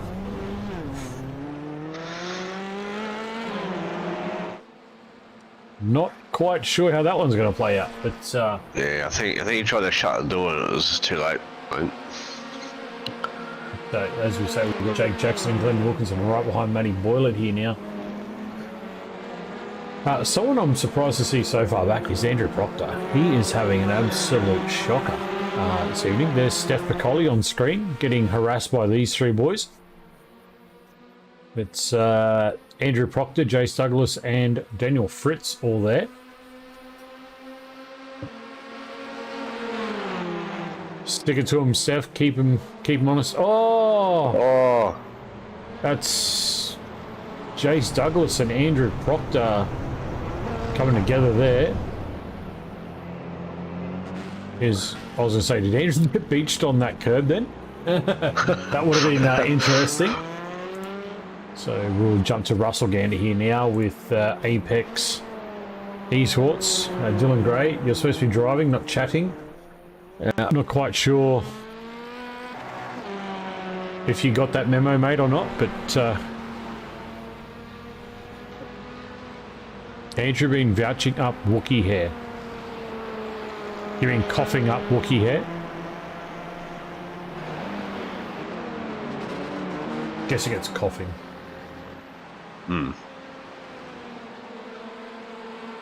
So here's the battle now with Matty Boylett and the MX Raps guys. Dylan DeBono now trying to get back to Braden Sagasa. Braden Sagasa's on the back of Jacques Swanepoel. And this is going to explode here right now. Sagasa's got the inside here. Jacques is going to try and stick around the outside because it'll give him the run. No, didn't get it. Braden got that pass done quite easily. Alright, so now the field's into a groove. We'll go through the current running order. Kyle Ridley up 7 spots, Braden Sagasa up 5, Jacques Swanepoel up 1, Dylan DeBono up 2, Matty Boylett up 13 spots, Glenn Wilkinson up 3, Jake Jackson is down 5, Cameron Edwards on screen up 9, Dougie Grandpa Gowans down 1, Ray Oliver -5 at the moment. Tyler Sheaf up 3. Russell Gander up 1. Daniel Fritz down 10, Jace Douglas down 13, Andrew Proctor down 3, Stephanie Piccoli still in P16, Dylan Gray down 2, Mark Cochran down 7. So Mark had a bit of a rough start on that one, but I'm sure he'll get back there. So we're looking Has at... Dougie lost some spots, is he? I thought he was like P5 or 6 before. Yeah, well, he had that incident there with You see it. with one of the, was it Matty Boylett? I think it was Matty Boylett. They come together at the hairpin, and that just slowed him down. So he'll get back on the charge. This might be where we see Dougie Gowans take that early stop though that you were talking about before. So And try undercut. Watching the back of Matty Boylett here, looking at the back of Dylan DeBono, who's looking at the back of Jacques Sonnenhall, who's looking at the back of Braden Sagassa. We have a 6-car battle right now. Or P2 technically. So this is a cracking battle, but I'll have to see if anyone does make that pit stop. So Dougie Gowans does have the fastest lap so far, 30.7, and that was done on the last lap. So he's now got a bit of a red mist over, I would say. he's not gonna go down without a fight. And as we said, look who it is, Dougie Gowans into the pit bay. He wants that clear track, sorry. Well, I mean, in this you really do want that clear track, don't you? You just want to get in, get the stop, get out, and get running your own race. So we'll jump to Matty Boylett, who's looking at the back of Dylan DeBono. We'll just see what goes on there.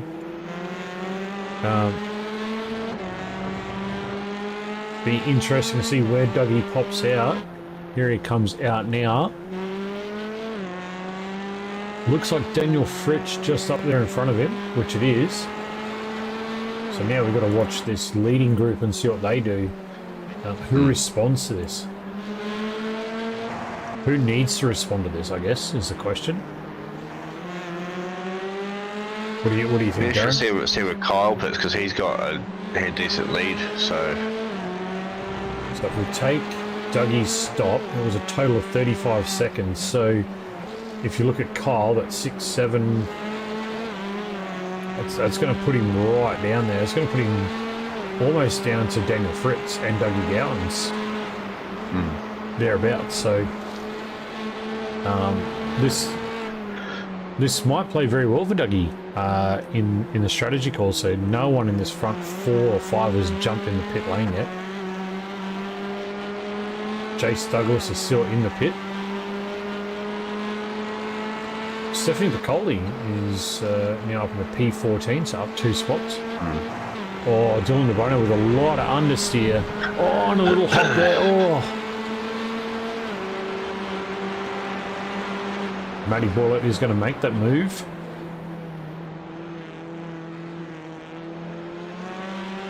He's almost going to bring Glenn Wilkinson through, and it does. Brings Glenn Wilkinson right beside Dylan DeBono. There's battles all over us. We are 19 minutes in, so we're almost halfway through our feature race tonight, and there's battles all over the field. We'll look back to Cameron Edwards now on the back of Jake Jackson.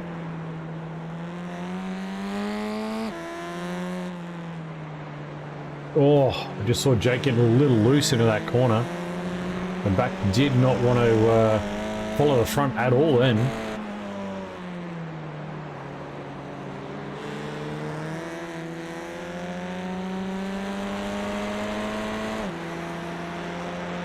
Another one who's a bit of a surprise, so we'll let Ray Oliver back there in P9 hasn't had the greatest of evenings tonight. It's a little bit off, so who's that just peeled in? Glenn Wilkinson straight in the pit lane, so see where that drops Glenn out. That's definitely going to put him back probably behind Dougie Gowans, I want to say. it'd be close, I reckon. It'll be very close, so yeah, if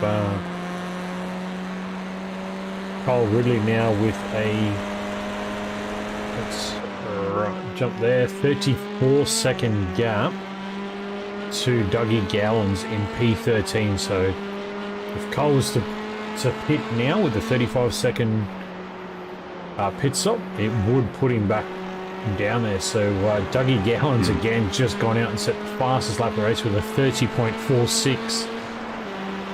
So again, he's not messing around at all. So that is his Daniel Fritz and Glenn Wilkinson looking in that front there. And we just said that it was who bailed into the pitch just then? It was Glenn Wilkinson. So it's Glenn just in front of this. So he's come out just in front of Dougie Gowan. So he's saved a spot there. Look at this battle here. Matty Boyle at Jacques Swanepoel. We know Jacques is not going to give this up easy. Oh. He certainly isn't giving it up easy. There's Dylan De Bono now. Back in this little battle as well. As we watch now through turn 1, no one took pit lane again. I'm about to say, we should see whether this trio here pit, if they try and like pit when they watch each other, or they pit a left part, or... Yeah, I guess it's going to fall in the strategy, and they, like I said, you know, you're looking at a 35-second transition, so it's not going to be easy to sort of come back out and get straight back into the battle if you've got 3, 4, 5 cars all around you at that point. So Mark Cochran is in the pit lane as well. All the pit stops, except for Daniel Fritz, where he was lap 4. Matty Boyle. A little bit of a lush there. So yeah, the only one who's had less than a 35-second was Daniel Fritz. That was lap 4, so probably not a full stop, and I'd say he may have to do another one yet.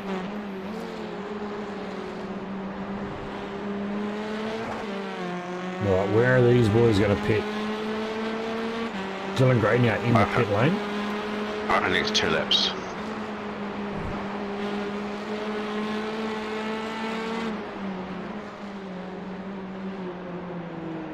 Matty, oh, there they go. Oh, that was Jacques and Matty Boyle both peeled off at the same time. So this will be interesting. Where do they come out compared to Dougie Gowan? Let's jump on board with Dougie and see just where they fall out, those two. Tyler Sheep's also in the pit lane as well. About 10 seconds on Jacques at least. Matty Boyle still about 10 seconds, so he's dropping down. Russell Gander now up into P7. Dougie Gowan's now coming out. Where are the boys? Just exiting. Jacques has gotten out. Matty Boyle has fallen in right on the back of Dougie Gowan. So Matty Boyle now has got a little bit of a fight there to get through now. But that just brings that strategy back for Kyle again, doesn't it, mate? Because it puts, like we said, it's a 35-second transit, and it's 34 seconds from Matty Boyle to Kyle Ridley. So that's something that Kyle's probably got to be thinking about right about now. So our leading car, who's actually pitted, is Jacques Swanepoel. So he's actually jumped Dougie Gowan. So Kyle Ridley in pit lane right now. Braden Sagassa in pit lane right now. Where does Dylan De Bono go? Dylan De Bono taking pit lane as well. Jake Jackson also. Oh, Dylan's crashed on the way into pit lane. Tyre wall. No. Straight off the tyre wall then. Russell Gander, does he jump in the pits as well, is the question. No, he goes one more. Jacques is just coming around the final sector now. Kyle Ridley's exiting with 33-second stop. Going to be interesting. There's Kyle. No, that looks like Braden Sagassa up there in front. Okay, so after the pit stops, we've got Kyle Ridley still in P1. Braden Sagassa looks like he is in P2. Jacques Swanepoel will be P3. Russell Gander hasn't pitted yet. That's why he's still showing in P2. Dougie Grandpa Gowans here, P6. And he's got the fastest lap of the race with a 30.42. So he's on the charge, and that 2 cars in front of him are for position. So Matty Boylett just been passed by Daniel Fritz. Looks like they're battling. Oh, Matty Boylett off track. Oh, what's gone on there? Daniel Fritz has crashed as well. It's They've come together. Yeah. Where does this go to? Well, let's have a look. Oh, they just, got together.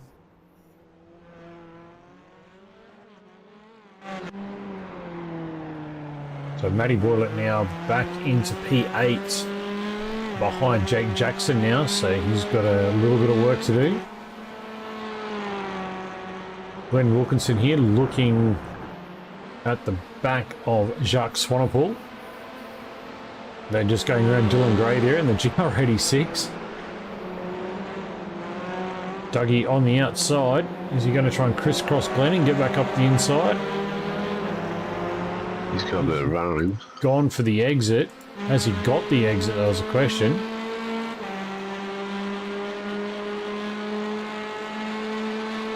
Maybe around the outside. Oh, it's a bold call. You can get around the outside, he'll be on the inside. Oh, is that a crash up in front? That is Stephanie Piccoli and Jace Douglas. Has he done it? Oh, Darren, what do you call it? He's got it. He's got it done. Dougie Gowans now looking at the back of Jacques Swanepoel. And, Russell still has not pitted. Russell is still out there on the back of Kyle Ridley. Is Russell going to pit lane now? He's not going to pit lane yet.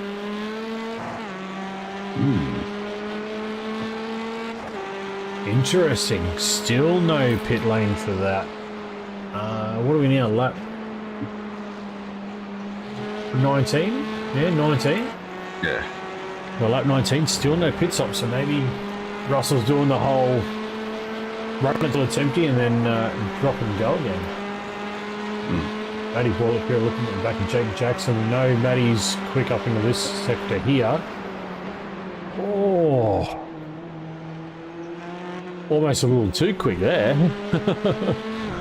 Oh, and he's off track again.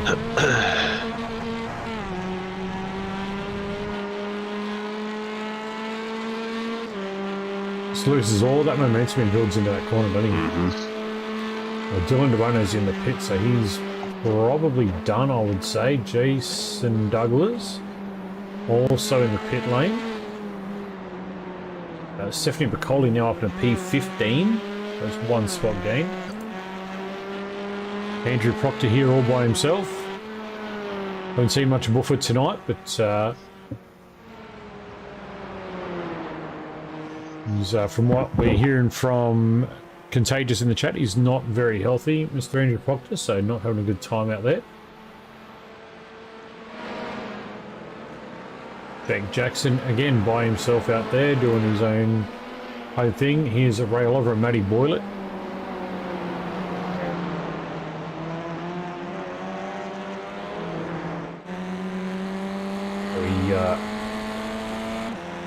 Russell's now in the pit lane, so he has taken that stop.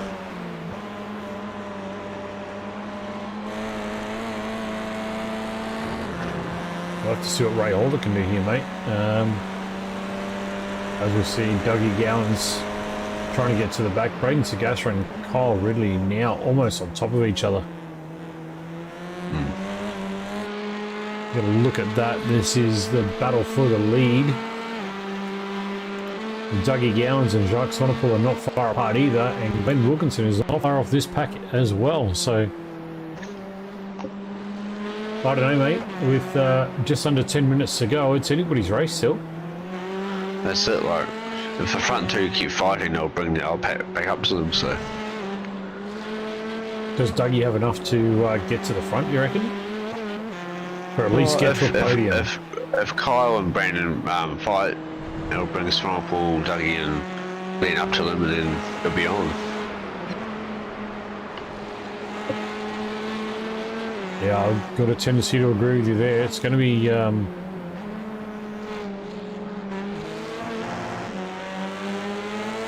It's going to be on.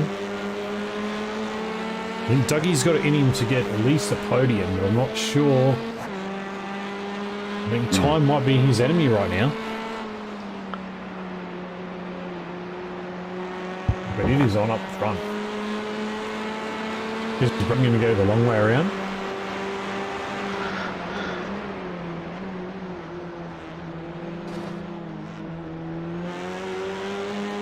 That little Honda is making it very wide. Kyle Ridley is making that little Honda very wide. He's making it wide enough. And riding on board with Braid's. Oh, he's left, he's right, he's left.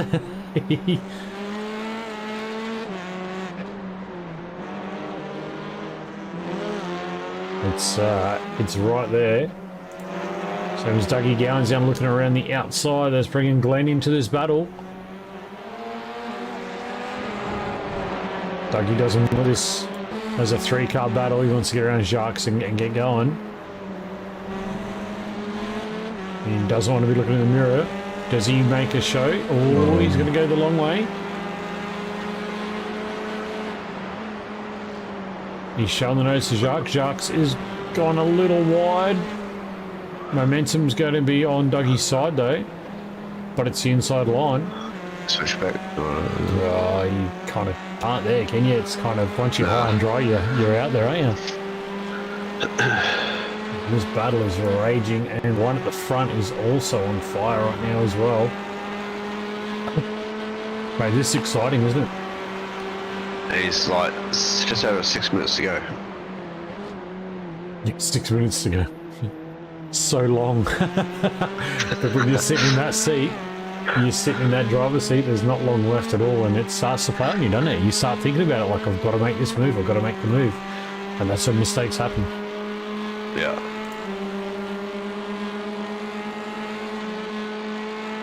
I think the man in the box seat right now is Glenn Wilkinson, to be fair.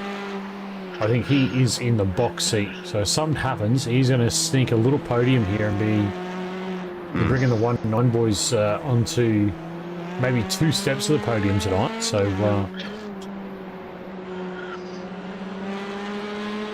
does Jacques have enough to hold on to? That's the question. Does he have enough to hang on?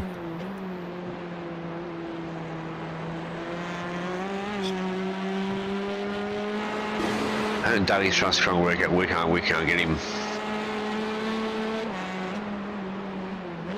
I think Braden's doing the same thing with Kyle, like, where can I get him? Can I set him up somewhere? Where do we think is a spot that Braden could get Kyle Ridley here?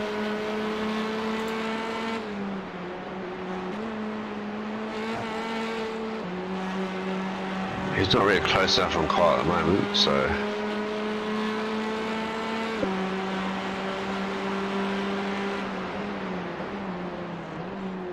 I think it's probably maybe 4 laps left. Maybe. Dougie's got it. Dougie's around the outside. Is he going to hang there? He's going to get the drive off that corner too. Look at that. He got the drive. Look at this. He's gotten the pass done. That's Dougie Gowan's in a P3 from P10. Not over and done with yet though. It's not done and dusted yet. He's going to keep him...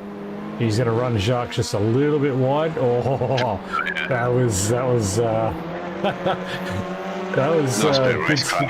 good sportsmanship there. Yeah, it's just, yeah, I'm going to escort you a little wide and I'm going to hold you out there. That was fantastic. Glenn Wilkinson now on screen looking at the back of Jacques as well, trying to get through to the... Oh, Glenn just missed that marking by a little bit and it just had upset the rhythm of the car. Yeah. Ray Oliver and Matty Boylett still back here. Looks like something went on between these two boys back here. We'll go back and have a look.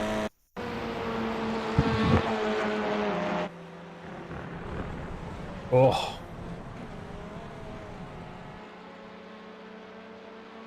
Not really sure what's gone on there, but yeah, they must have both been off the track at the same time. So you get that when you're racing hard and someone's tail like that, you kind of lose where your lap points are. Does Kyle really have damage on that Honda? That looks like he's got some front end damage. Yeah, left That's front. gonna slow him down in a straight line. Look at the difference Braden's got here.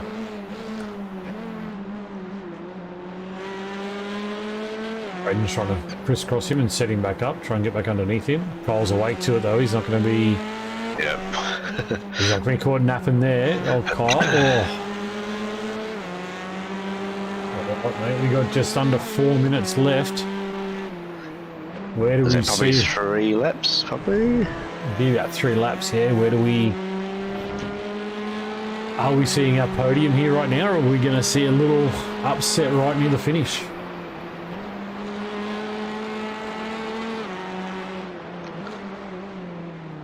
Not sure. I'm not quite sure. Dougie's just a little far back, I think, and challenge for the front 2 spots. So I think this is going to be on here, I think. Unless something drastically happens between these 2 boys, I think we might be seeing our podium. But as we say, anything is possible and mistakes can happen. Yeah, it's never over Till the flag drops, yeah. Well, but we've seen that damage on Kyle's car, so we know if Braden can get a good exit, he'll probably get the straight line pace. But Kyle's just got this ability to get off the corner really well, and he takes the shorter line. He's trying to break the toe. You can see him zigzagging. I don't know if that's what he needs to be doing right now, but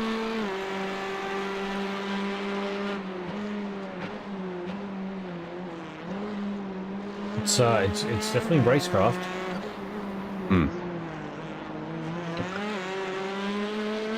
And Dougie Gowan's still with the fastest lap of the race, 30.42. And he's still in the 30s. 30.7 was his last lap. And Jacques was a 30.7 as well. What are the front 2 guys doing? 31s. 31.3 was Kyle's last lap, and 31.5 was Braden's last lap. So, yeah, whether they're tripping each other up or not, I'm not 100% sure, but it's not going to take much for a little bit of... Nah. If they keep slowing each other up and Ducky gets a run, and yeah. Well, we're down to a minute 15 left. Oh, been using a whole lot of... Oh, he doesn't want to be doing that. That is kind of incentivise Dougie Gowan's a lot. There's the gap. That's P3. That's going to incentivise Dougie a lot if Braden has another one of those moments. But he's got to be careful too, because that could damage the car potentially. So you don't want to be doing that. Jacques Swanepoel and Dougie Gowan's last lap, 1:30.52. Glenn Wilkinson, 1:30.59. There is nothing out there in the current lap pace. The top 5 cars are all in the 30 point something. Yep. So it'll be one more lap after this, wouldn't it? I believe it will be one more lap, yeah. We'll get white flag this time around, but I think that little off-track might have just given Braden a little bit of and it's given Kyle a little bit of a breather, like a little bit of a gap he needs, so... I think that he might have just got that little bit of a shake-up and thought, oh, I don't want to ruin a podium right now, so I'll just drive off the back, and no, we're going to get a checkered flag. Oh, wow. Oh. There we go. We didn't even get a white flag. That was interesting. Just straight through to the finish. So there we go. We do get our podium. Kyle Ridley, Braden Sagassa, Dougie Grandpa Gowans. So well done to those boys. That was, well, that was That was interesting, Darren. Battles all over the field, didn't we? We saw Matty Boylett and Ray Oliver have a cracking battle there. We saw Kyle Ridley and Braden Sagassa with a nice battle. Dougie Gowans and Jacques were all in there, and Glenn Wilkinson involved. We saw battles right through the top sort of 7 or 8 cars. No, it was good hard racing.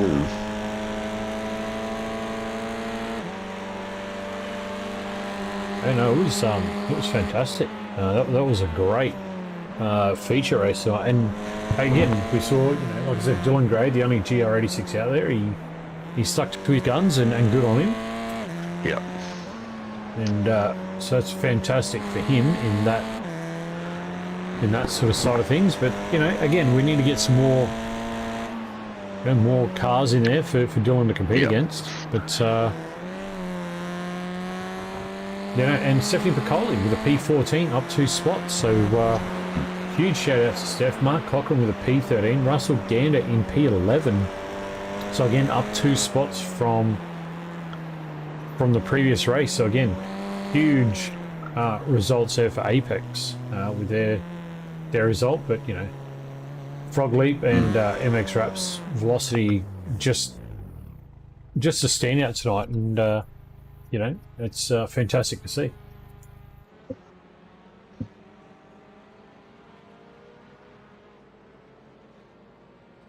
So let's bring up that results for you guys at home, and there you have it.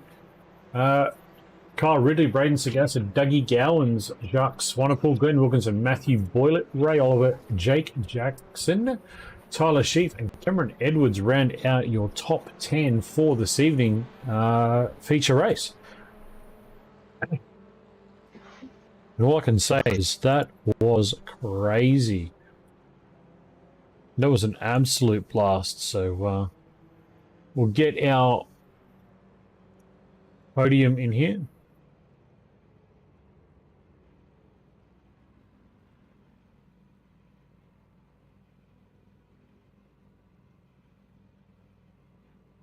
So I'm not quite sure we're going to talk to Dylan tonight.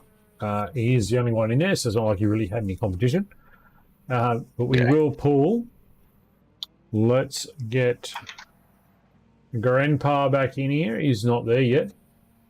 Where is Dougie Gowans?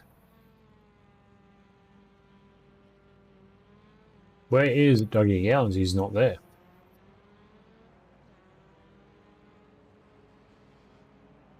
There he is. Let's get Dougie Gowans in. Dougie Gowans, mate, P3. We saw a little moment there in the hairpin. Take us through that feature race. How was it? Oh, yeah, coming back through that field was just crazy, and I just got caught up really badly, and it was a bit too iffy to try and make any dives or whatnot on those corners with that amount of cars around you, so just tried to bide my time. Then I had the incident there with Matty Boylett. I'm just about to go have a look at that now. Yeah, and then had some really, really great racing with Jacques. Good, door-to-door banging and fighting for position, so really, really enjoyed that, and yeah, happy to come back for P3, I must say. Yeah, so how was the battle with Jacques there coming back into that last 5 minutes? Oh, it's fantastic. Yeah, really enjoyed it. Had the sweat coming up. The hands were sore from gripping the... I had the death grip on the steering wheel, I've got to say. Yeah. But yeah, no, thoroughly enjoyable, yeah, and great respect and great racing from Jacques as well. He left me just enough room when need be, and I did vice versa, and yeah, I was happy to come out on top, and then I just tried to catch the guys in front, but it was too late. Yeah, we did see the, leave you a little bit of room, then we're going to shut the door right in your nose when you did get past him. So that was right, noted in the com box. But no, it was a good battle all around. We saw you take that early pit stop too. Was that like, were you going undercut purposes on that, or was that just Absolutely, 100%, 100%, yeah. Because I was just going so slow behind the guys in front, and I just kept talking to crew chief, finding out when my earliest chance to stop was, and as soon as he said, "Yep," that was it. I was in the pits. Nice work. Give you that clear track and see what you can do from there. Well, that's right. Yeah, look, I had a couple of laps to put a few times down, I think, and Then Glenn still came out in front, but I was able to jump Matty Boylett and quite a few of the other guys as well. So yeah, that opened up the racing a little bit for me. Yeah, nice work. Well, Dougie, it's the second time we're speaking here tonight. It's a double podium, which is a good result for yourself and good for the championship. Yep. Mate, who's keeping you on the track and who's bringing you back each week to keep doing what you're doing? Velocity Sim Labs, of course, and the boys in the team. Unfortunately, Matty Gerard couldn't race tonight, which was a shame. But Tyler and Dylan, as I said before, we did some practice through the week, and that was with Fritzy as well. He certainly didn't make it hard to get past either. And Original Digital Design. Again, you guys as per usual, for the broadcasting and the commentating, and Checkered Flag Racing for putting on this event. Yeah, no worries, Dougie. Thank you so much, mate. We love the kind words, and with racing like what we keep seeing, mate. How can we not bring this out? I mean, it's fantastic. The level is just something else. It was hectic. I mean, that's what I'm here for. Absolutely. I don't care if it's, like I said before, I don't care if it's for first place or 19th place. If I'm racing guys like that, that's what I'm there for. Brilliant. Well, just remember to ease up on that death grip, mate, because CFR can't quite replace wheels just yet, all right? Oh, yeah, honestly, yeah. I mean, you got to wrangle the car around the track, and when you're fighting someone like Jacques, well, then, you don't keep a loose grip on the wheel, I'll tell you that. And you got to do me one favour. Yes, mate?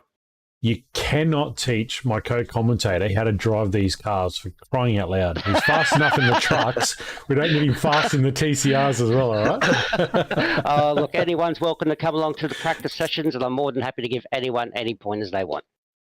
Yeah, I might take you up on it, Dougie. Yeah, absolutely. Anytime. So, sorry about that, Rob. No, look, mate, I'm all for it. It's just a little poke at Darren, but no, it's fantastic to see, and it's good camaraderie too. We see Absolutely. it through the truck series as well. I know Darren and the boys have offered help, and it's good to see yourself and the Apex boys and Velocity and all those guys. They're just sort of throwing their hands out and saying, look, if you want to jump in and come join us and learn or try and get some advice. Definitely. And, it's just great camaraderie, and that's what we're looking for. So, yeah. Well done, mate. 100%. Thanks very much, guys. Appreciate it. Good job tonight, and we'll see you next week. Will do. See you. Bye-bye. All right.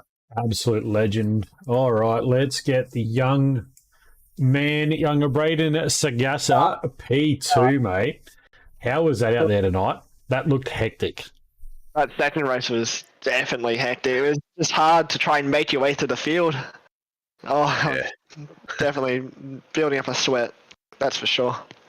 Yeah, that was a lot of fun with Kyle. That's the we had a lot of fun in the trucks as well on Monday night. So it's good to go at the battle again.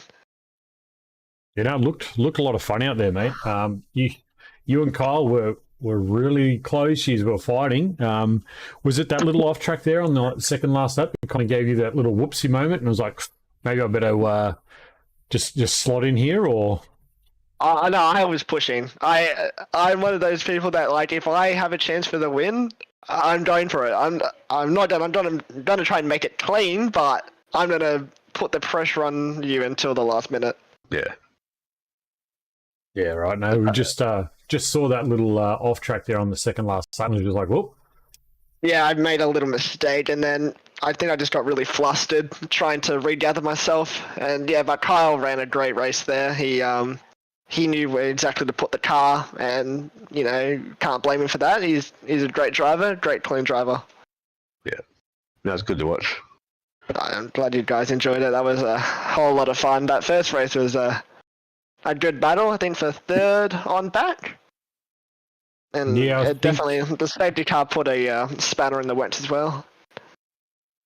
Yeah, we can only imagine that your hands were, like Dougie was saying, gripping that wheel, and you had a big smile on your face, because I know what you're like. I know you love having good battles out there, but also clean, hard racing as well. So it's good to see. Absolutely. Yeah, I'm always death gripping the wheel until the flag drops. Well, like I said to Dougie Gowans, ease up on the death grip because we can't afford to replace wheels just yet, all right? Yeah, I think someone said it in the comms chat that someone might need to do a drug test on him because he's a different breed in these cars. Oh, he's something else, and he's just fast. Like he just can't, you can't slow him down. He's just, don't matter what you do, where you take him, it don't matter what the track is, he just finds a way to make the car fast. And yeah, it's just good to watch and see. And I guess for you guys out there that kind of learning what he's doing as well is another good aspect to the racing. Yeah, absolutely. I know Glenn was in the chat and he was stumped on why he couldn't keep up with him, because I know Glenn is really good in these cars as well, and he knows how to put him. So yeah, but congrats to Carl Ridley on the feature win, and congrats to Douglas Gowans on the sprint win. That was a whole lot of fun tonight. Yeah, right. Well, mate, you know what time it is. It's time to tell us who keeps you coming back week in and week out and doing what you do best and having the fun that you're having. So take it away. Well, there's some great pictures on the screen right now of our amazing sponsor, MX Wraps. They keep sponsoring us, and we keep providing them with some good action. So it was a lot of fun, and obviously, once again, the 1-9 boys. It was good to see Jake and Glenn out tonight, just to have a lot of fun. And yeah, and obviously Chris Bleakley as well. He came in for a little chat, and he's the one that put this team together, and it's an amazing team to be a part of. Excellent. Well done, mate. Good work tonight, and we will see you back. Understanding you're back for Friday this week. Am I right? Well, I'll have to see, but I'm definitely keen. That's for sure. Well, awesome. Yeah, we're off to, where were we? Formula Fords? I think it was Alton Park. Oh, I think it is, yeah. Alton Park. So, yeah, I think there's a few boys looking forward to that. So we can't wait to see you back out there, mate, because you put on some cracking races there at Brands Hatch, and I think it might have even been the first dead heat in the series. So, oh wow, that's good. I think that second race at Brands Hatch, I think was so close to a dead heat. I think it went to like 3 or 4 decimals. So, hey, that's stellar racing, and we can't wait to see you back out there on the Formula Fords, buddy. Thanks, guys. Thanks for having me. Thanks, Braden. Have a good one, mate. You too. Yeah. All right, let's get him in. Carl Ridley, mate, your seat's warm. I hope it's warm enough for you, but that was a fun night by the look of that. Yeah, thanks, Rob. It's a very nice warm seat, and it was actually really fun. I had never even heard of this track till I brought it when the session was up, because I didn't realize didn't know the calendar or anything. So I went to do the session and said, I have to buy this track. Mid-Ohio? Where the hell? Well, I'm guessing it's in Ohio, but where the hell is this? So it was a learning experience. That is for sure. Getting my head around it. It's quite a technical track, but I picked the right car. The Honda was well suited for it, and once I got my rhythm, it was go time. Hey, good job, Carl. As my co-commentator and watching that race, the way he was driving, can you seriously take this man for serious and say he only just got the track? Like, look at the way he was driving tonight. There's no way he just picked that up, surely. Well, so. I think Kyle underplays it a little bit here. I think he says, "Oh, now I'm not really all that quick," but then all of a sudden just comes out and fires off, some pretty stellar driving. It's all about the driving, though, isn't it? You can, yeah. You can do the 1 minute 30.5s if you know, but I was doing the 1 minute 31s each lap and every single lap, and then a little bit of racecraft at the end allowed me to take this win at the meantime, and we'll see how we go in the stewards room. Did we at any point there in the last sort of 5 or 6 minutes were you worried about Braden's pace anyway? Because you look like you had a bit of front left damage there. I did have a little front left damage. I got involved with a lapped car who didn't want to obey blue flags, and I thought he was letting me through on the right, so I dived it on the inside, and he just closed the door and caused me to lose my, at the time, 5-second lead, which gave Braden great opportunity to be there. And yeah, I kept it behind two races. He already said, "Damn you, Kyle." So that was a little bit of funny, but happy I've got the win, and I'll probably see you boys in the TCR 3 weeks' time. Oh, you're not doing Formula Ford Friday night? I've been doing it Formula 4. I'm just talking about the TCRs. TCRs. Oh, I mean, you're not going to give everyone a chance to get some points on the board, are you? Surely not. I've already missed two races, and I'm set to miss another 2. So in terms of championship, definitely over. But I can come in, have some fun, and show some people what I got. That's it. Exactly right. Not just a Volkswagen Jetta driver. Yeah, well, you do have that little mantle on your trophy cabinet, don't you? The Jetta champion, aren't you? You got records all over the place with that, but you're certainly making this Honda the next Jetta. I think you are the only one driving it, and it's shown that you've got a nice set of skill set in it. It really surprises me. The Honda takes balls to get it around the lap because it wants to kill you every time you apply the brakes. But if you figure it out, it's a quick and consistent car. Yeah, well, you keep talking it up, and our man Darren here might be jumping in the Honda and coming to joining you, mate. I don't know. It looks a lot of fun, so I might have to. Yeah. It is fun. We had a good sized grid too tonight. It was really good. It was a fantastic night out by all, but I don't need to tell you what comes up now, Kyle. You know what you got to do. You know who to do the shout-outs for and stuff, mate. So take it away. Give us the story of who keeps you coming back week in and week out and doing what you do best. Easy. I want to thank Juiced Energy, Toyo Sim, the Pet Dog Company, Eddie's PC Repairs, and I want to thank Checkered Flag Racing and you two for commentating. Thank you, mate. All good, man. Appreciate it. And we'll let you go, but we'll see you back out Friday night, and hopefully we'll get to chat to you again. Hopefully. See ya. Thanks, Kyle. See you, mate. Well, Darren, first time in the combox, and now we get to go down to the race review room, and we get to go and do race review. So, sounds fun. to all our folks at home, don't go anywhere. Any incident that was reported from tonight's race will be reviewed, and we'll broadcast that.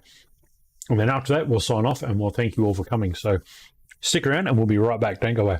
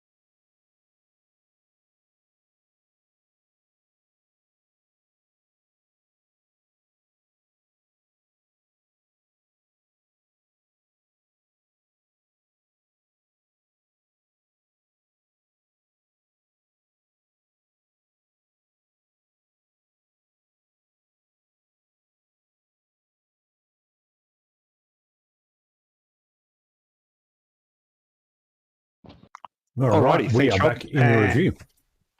And thanks, Rob, for the handover. It looks like we've got about 4 to look at tonight. The first one, Maddie, is race 2, lap 17, car 80 or 31 for reference. So if everybody would like to have a look at Maddie's screen, not so much mine, but Maddie will have the best screen to have a look at. And let's play that through a few times.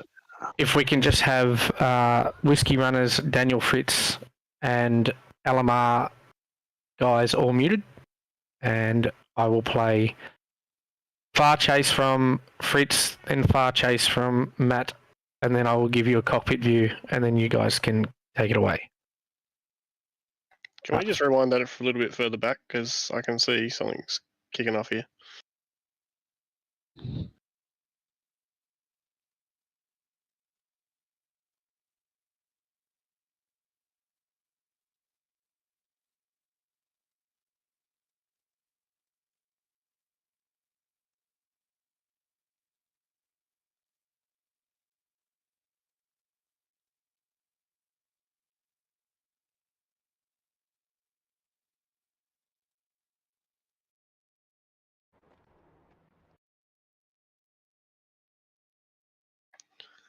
Alrighty, so which part are we actually got the review on? The whole package, or we got the... Is it because of the hit? Turn 5. Because if you look at that from that top view, you can see somebody turning down on somebody and then losing the run through the corner and then just throwing it up on the next one when the other person was trying to give them room initially to not cut their nose off.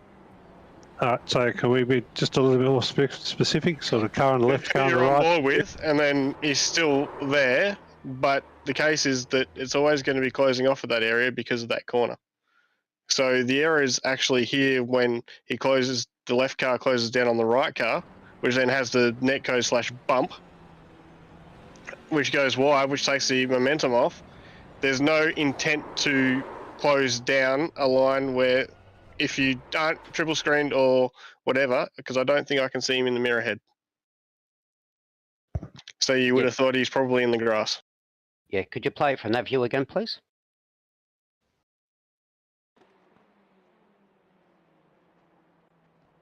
So little netcode there, pushed him out wide. Yep.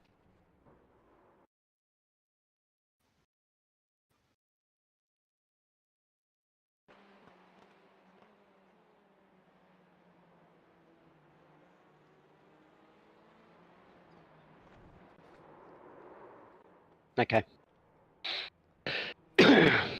All right. Does anybody else want to see any other angles? Okay, I'll take those no. Would anybody like to start off with a outcome? I would say, regardless of the little get together just in the corner before, car 80 should have known that he was going to go in a bit deep up in that corner there and should have broken a little bit early to make sure that he didn't run a little bit wide, and I think that's what instigated the contact. Should have surrendered the corner. Correct. So I'm reading that as car 80 at fault for driving infringement causing contact? Correct. Yeah. Okay, I've got, I think, was that you, Steph? Yep. And Doug, Steph, and is it Ray, I think? Yeah. Correct. Okay, anybody else disagree? Nope. Nope, okay. Problem solved. Maddie, the next incident is race 1, turn 2, lap 1. Moving under brakes. I don't have a car number there. That was race 1. Lap. Car 99, that's all right.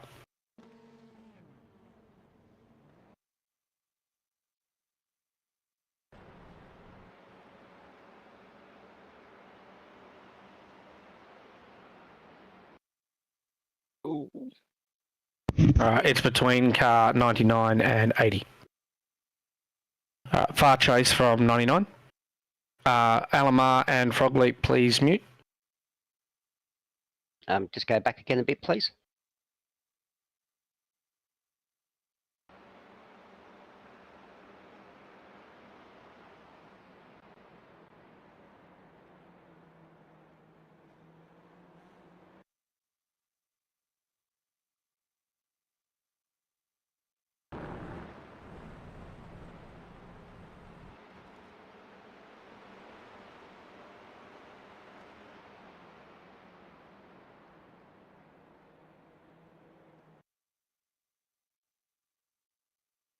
Okay.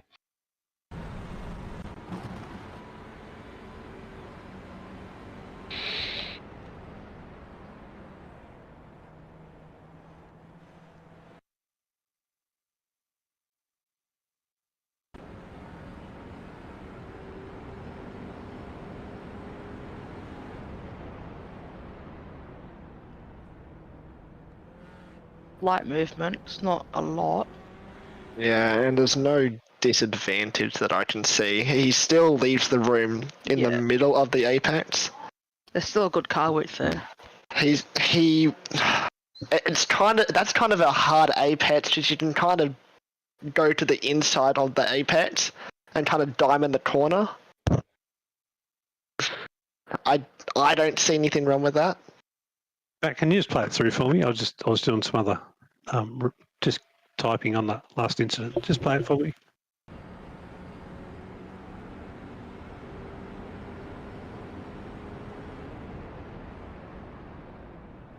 So I see that car 99 has made his nose shown. He's shown his nose. He's going to the inside.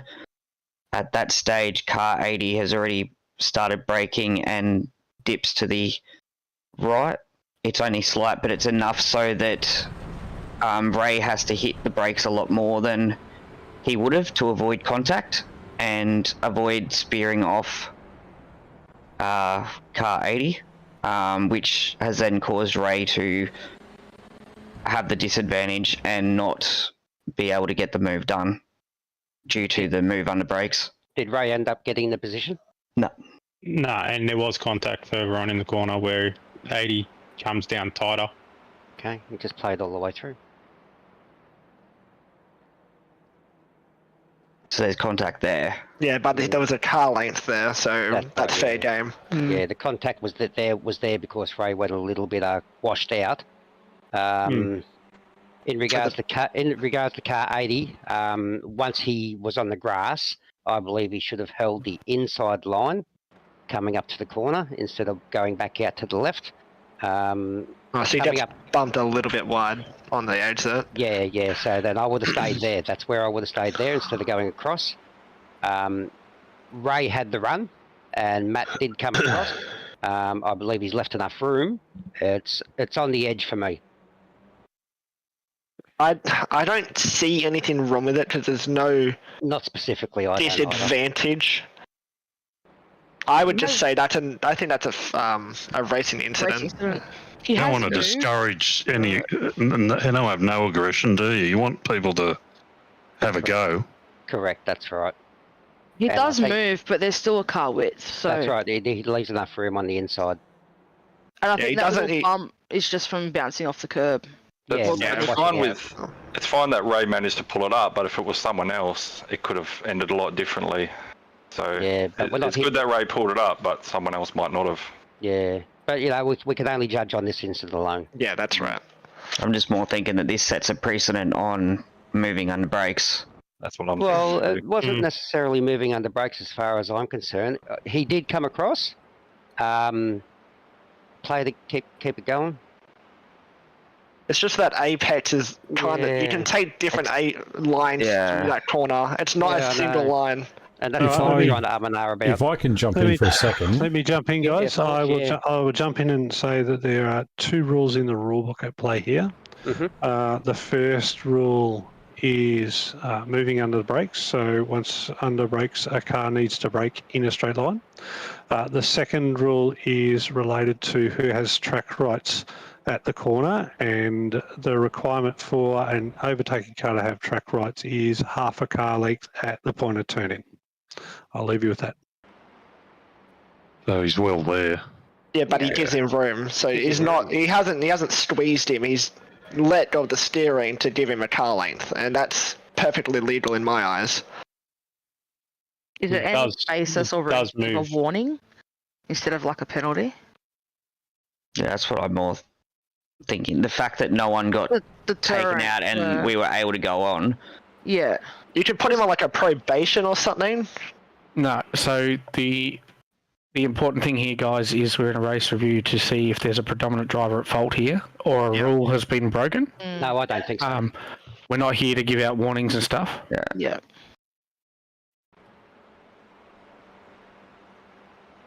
Well, then, with that determination, I'm saying then there is a rule break. As small as it is, it's there, and we need to set the precedent that any movement under brakes is not allowed. Otherwise, this is going to happen, and someone's going to get car 80 next time will unlikely get touched, which would send him into Dillon and then ruin someone else's race. But because of a precedent we set earlier, it would be technically allowed.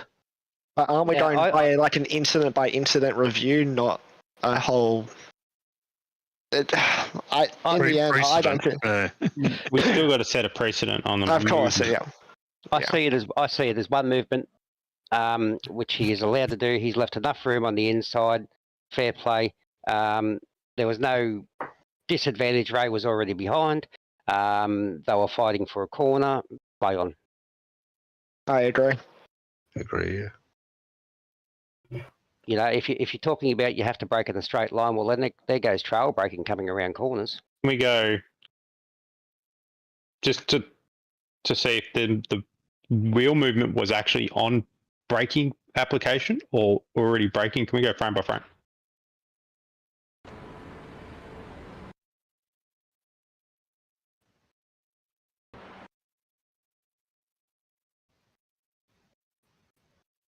Okay, from a penalty perspective, also got the moving under brakes under consideration. That the penalty associated with moving under brakes is actually blocking. Does anybody think that there's a blocking case here? No. No. No. Okay, so there's no penalty for blocking. The other penalty that might come into play would be a driving infringement. Do we think there's a driving infringement here? I don't. I don't see it. No. So on the basis, does anybody actually think there is an infringement or a blocking case? I think it's borderline because he's already hit the brakes and then. Yeah, but like the next frame, yeah. the car turns. Like it's one, maybe 2 frames, which is like the next frame, the car starts turning. So it's sort of as he's hit it. Yeah. Right? He could still be going down on the brake pedal lights have come on, but he's not actually on brake. Yeah. Right, I'm going to give you my perspective of the threshold for blocking, and that is that a car may move under brakes if it doesn't stop the car behind from progressing the way it should. Does that change or influence anybody's decision? Not necessarily, no, because there's a big right-hand corner there. you know? It's borderline, but I think it would have to just be a racing one at the moment. If he kept squeezing him, then I could say there's a case. But I think since he let go of the steering to give him room, he probably saved himself. Yeah. And the movement as he just hits the brakes as well. So yeah. Okay. All right. So what I've got from a number of drivers here right now is I am at the point that this is a racing incident, no penalty. Yeah. Is there anybody out there that believes there is a penalty? Not on the movement under brakes, no. Okay. We're going to draw the line on this. We're going to call this one a racing incident, no penalty. For the record, I agree wholeheartedly with you. Roger. Hey, Maddie, you want to go to the next one? Got it. Okay, it is between car 99 Frog Leap and car 110 Alamar Esports. Can we please have both teams muted? This is the far chase. This actually goes from turn 4 to turn 8, guys. It's a longer request, so bear with me. This is the far chase view from car 99. Might want to get to turn 2.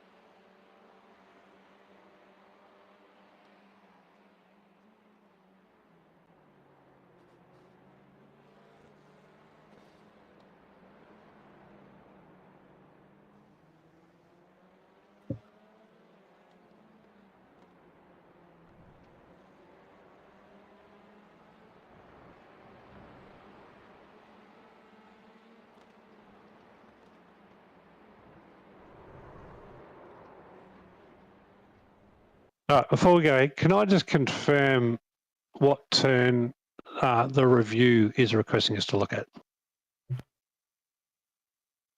I think, Ray, you put that review in? I did. I only reviewed it from where I was sitting. So turn 1 is separate to turn 8. All right, do we want to make it's turn 2 and turn 8. Do we want to separate them?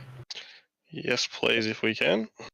All right, we will do turn 2 first. I'm assuming it's the missing are the apex. Correct. Okay, back to mute. Thanks, Ray. Okay, so view from car 99, far chase. Then I'll do 110, far chase, and then I'll do cockpits.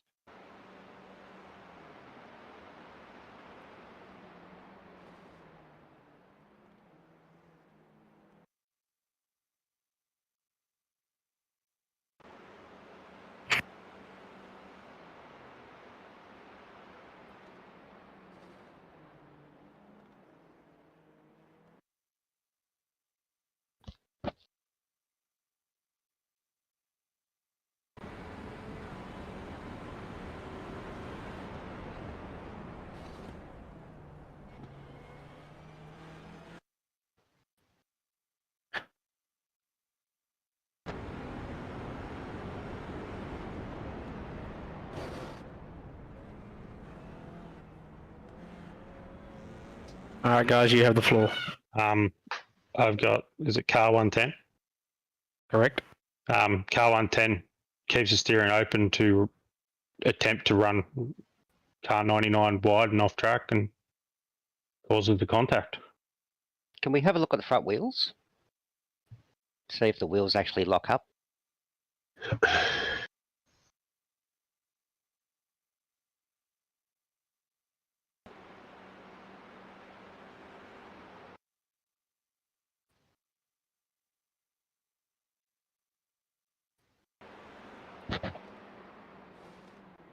They don't lock up. No. Definitely impeded because he's lost another position for it. Yeah. That's driving him wide deliberately. Let me remind you of the rule. The rule for overlapping and contact entering a corner. Yeah. If reasonable overlap exists, deems it half a car length at the turn-in point. The car being overtaken must allow racing room.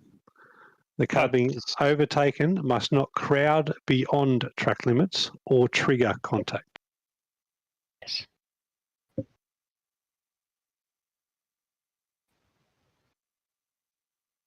Yeah, I can't say if he was trying to run him out wide, but he certainly missed his braking point and his apex initiating contact. Missed by a long way. And it's contact causing disadvantage as he's lost a position. Yeah, I agree with that. Can't really say that he has is a deliberate move, but definitely, missed apex and went too deep. Does anybody Can we go back to the braking points on both of them?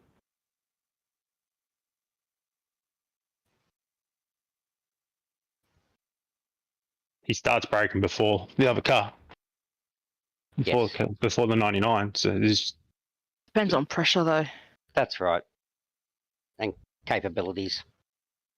I mean, we all know what that corner's like. As far as I'm concerned, if he didn't have enough brake pressure on, he was always going to run wide. I don't see that it was an intentional thing, but contact causing disadvantage. Obviously caused disadvantage. Yep. Oh, sorry, on which car? On Ray. Ray was disadvantaged.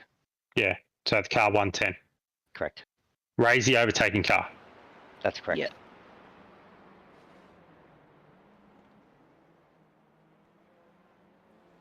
Does anybody disagree with that?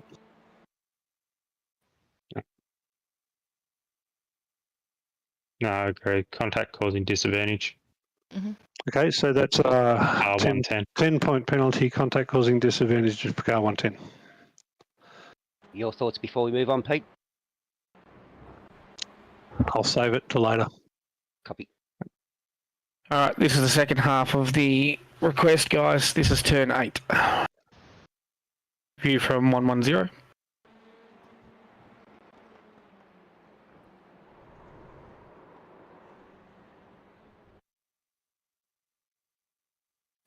Chase from 99.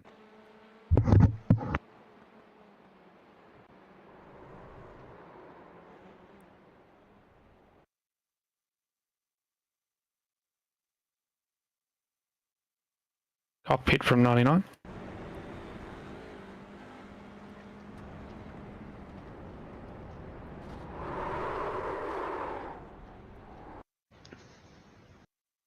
cockpit from 110.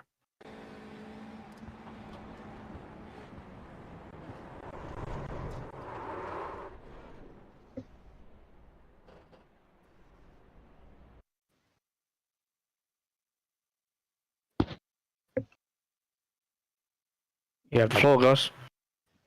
I thought 10 tries to dive it in and mistimes it and hits the back of 99. Yep. Yes, I it was was going to say the same thing. It's pretty risky what you did there and didn't pay off at all. It was an optimistic move, and he wasn't able to pull it up in time. Even if he was going to try and get to the apex, he was always going to be in the car in front. Yeah, I don't think there's a sufficient overlap for No. a pass. At point of contact, it was still the rear bumper. It wasn't even at the rear wheel.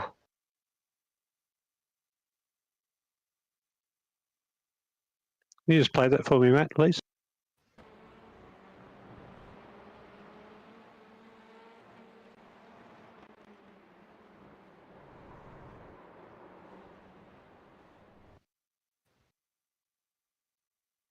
Matt, can you drive it to the point of turn in for the car on the outside?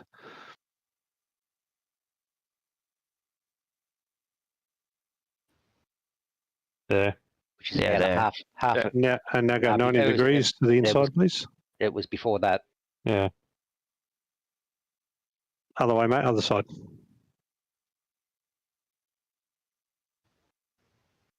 Okay, so remind you of the rule. Contact entering corner. If reasonable overlap exists, deemed as half a car length at the point of turn in, the car being overtaken must allow racing. No. No, there's no overlap. No sufficient overlap. All right, so that puts the responsibility on the car on the inside. Does anybody disagree? Yep. No, sorry.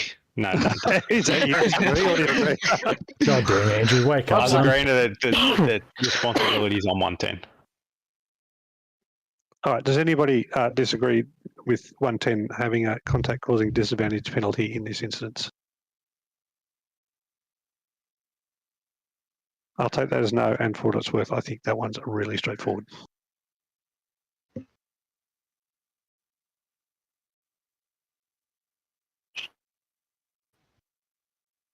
Shall we mute? Alright, moving on to the next and final review. We have car 380 from SLM, and we have car 80 from LMR Esports. Alright. Chase view from car 380.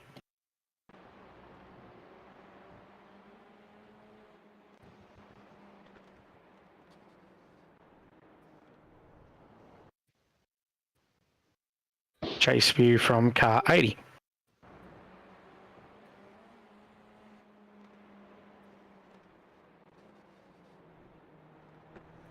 Can we just have a close look at the bumper, and was he actually in the back of Andrew before that? Before he went up the inside?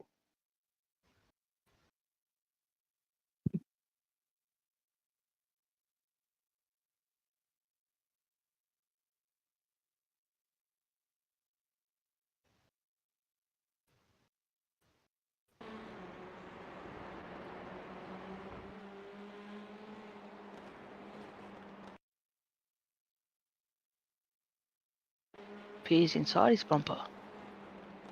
You know, from that point of view, there, it looked like he was going to take him out no matter what. Yep. Yeah. I'm saying push to pass. Bump and run. Yeah. The intent to me was I'm going through regardless, you can disappear.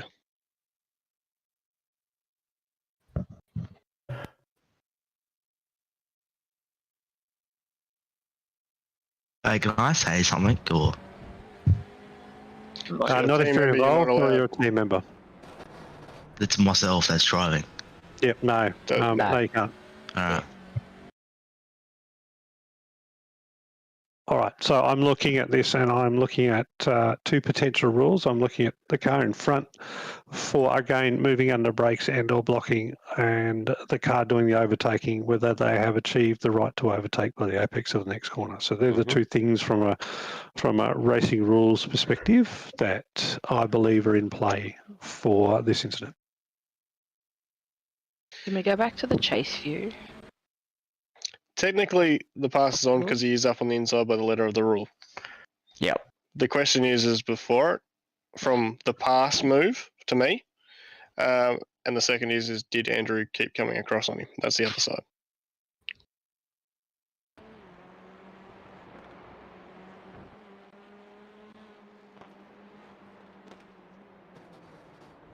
There's sufficient overlap there. Yes, there is a bump and run at the start. But where exactly was the bump and run? That's the question. Like, where was they on the track? I didn't see Andrew's car react in regards to a bump and run. It just looks like it's normal flow. Like a net code kind of thing. Yeah. You know how we have, have a net code where there's a distance in between. That looks like it might be a zero net code, a minus net code. He's definitely got, the car 80's definitely got overlap. So if that was going to be contact, Andrew would have been off in the sticks way before then. Yeah. So that's like a negative net code to me. It's like a Go 6 sort of thing. That's right, yes. So what Matt Boylett might be seeing on his screen is completely different from what we're seeing here. Yeah, 100%. Yeah. I think a racing room could have been left, given the overlap on the inside. Okay. All right, who was that? That was Steph, was it? Yeah. Okay, so what I'm hearing is it's not a bump and run; it's a negative netcode, and we're now looking at overlap into the corner. Would you call it self-penalising? That's one way to deal with an incident where we believe a driver's at fault and he's the one that sort of copped the worst of it. You can sort of say, yeah, driver's at fault, but no penalty. Self-penalising is a way to describe it, but I prefer to say that the driver's at fault, but no penalty will be issued. Can we just go a bit further forward, and where do we reckon Matt would have ended up at the apex of the other corner? I'm just intrigued.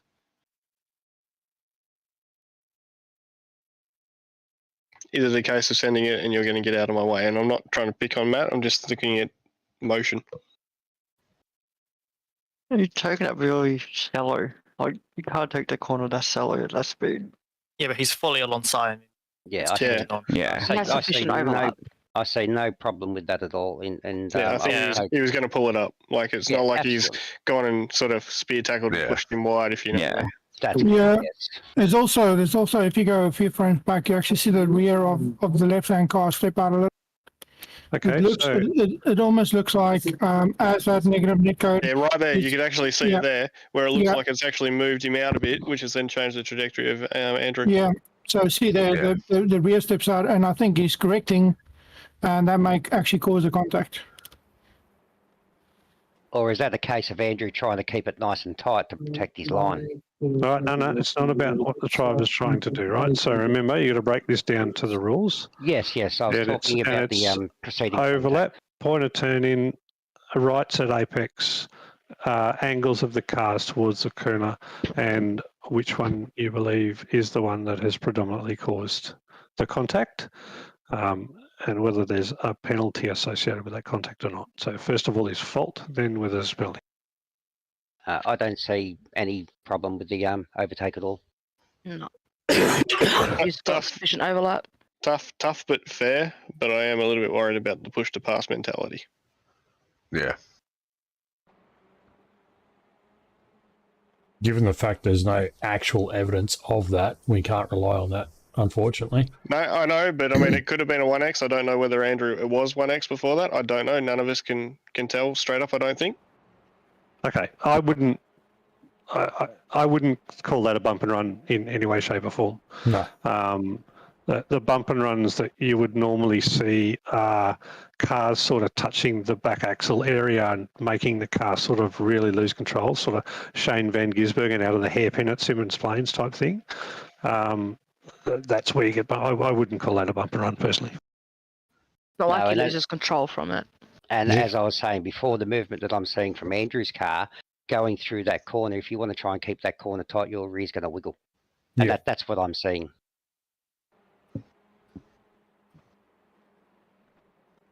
So, guys, do we see a car that has predominantly at fault against a rule?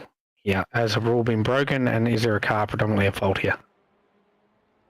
I go racing incident, but could have been cleaner. Yeah. I would go racing incident, but also a self-penalising penalty if there was going to be one. Does anybody here think there's a penalty on the car on the inside? No. No. Okay. We're going to call that a racing incident. For the record, I would actually call that at fault on the car on the outside. The car on the inside has more than sufficient overlap. And in my view, the car on the outside turns into the car on the inside, even after the car on the inside has got in front of it a little bit, and that's actually the bit that's caused the contact, causing the car on the outside to go off. Correct. Yes. Okay, Enough racing room. That's the last one. Sorry, Pete, I didn't get to put mine in. My wife was actually locked outside and I had to go open the door for her. Feature race lap 9. Yeah, I think he had no access to the channel as well. No. Doesn't help. Let's take it on, Matty. Only because he's the grandpa of the group. Thank you. Grandpa and technology. See, look at him. Look at him. Right down there in the bottom corner. What corner? Sorry, Doug. Turn 2. I think it's a lap before, because he should be in front of me, not behind me. Before? Yeah, lap before. That's when he was doing his Nathan Allen impersonation.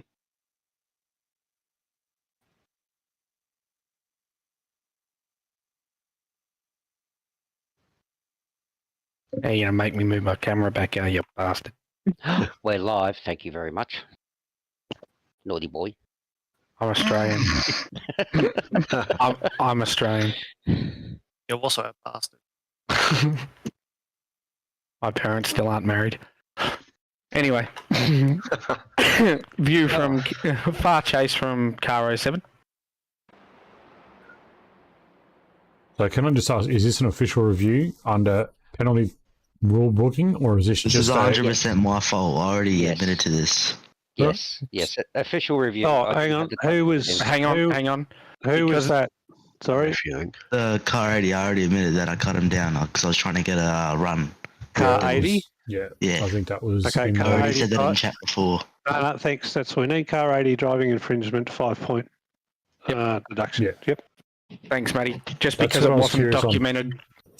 That was a thought. Just from now on, guys, even if your wife is locked outside, please make sure you Everything comes first. reviews are done. You have no That's idea good. how much trouble I'm in. Oh, mate, That's you an didn't know that notion, mate. It was funny. Dougie, that's okay. We can have a giggle about it later. Right. We get to have the giggle. You are the one in trouble, not us. Thanks, boys and girls. And- Job well done. And for a review of some good close racing, the last. All right, folks, that is going to wind up the post-race review. And good to see the driving group there just looking through the situation, getting amicable results, and being able to get on to next week and go about it. So hopefully you've enjoyed it. We will bring you the more racing on Friday evening. We have our Formula Ford from Alton Park. So be sure to tune in Friday night, 7:15, 7:30-ish, Australian Eastern Standard Time. It's been a pleasure bringing you the Tin Tops from Mid-Ohio, and we look forward to seeing you next time. So from On behalf of myself and the team here at CFR Widecrest, have a good evening. As always, be good to yourself and your fellow racer, and we will see you soon.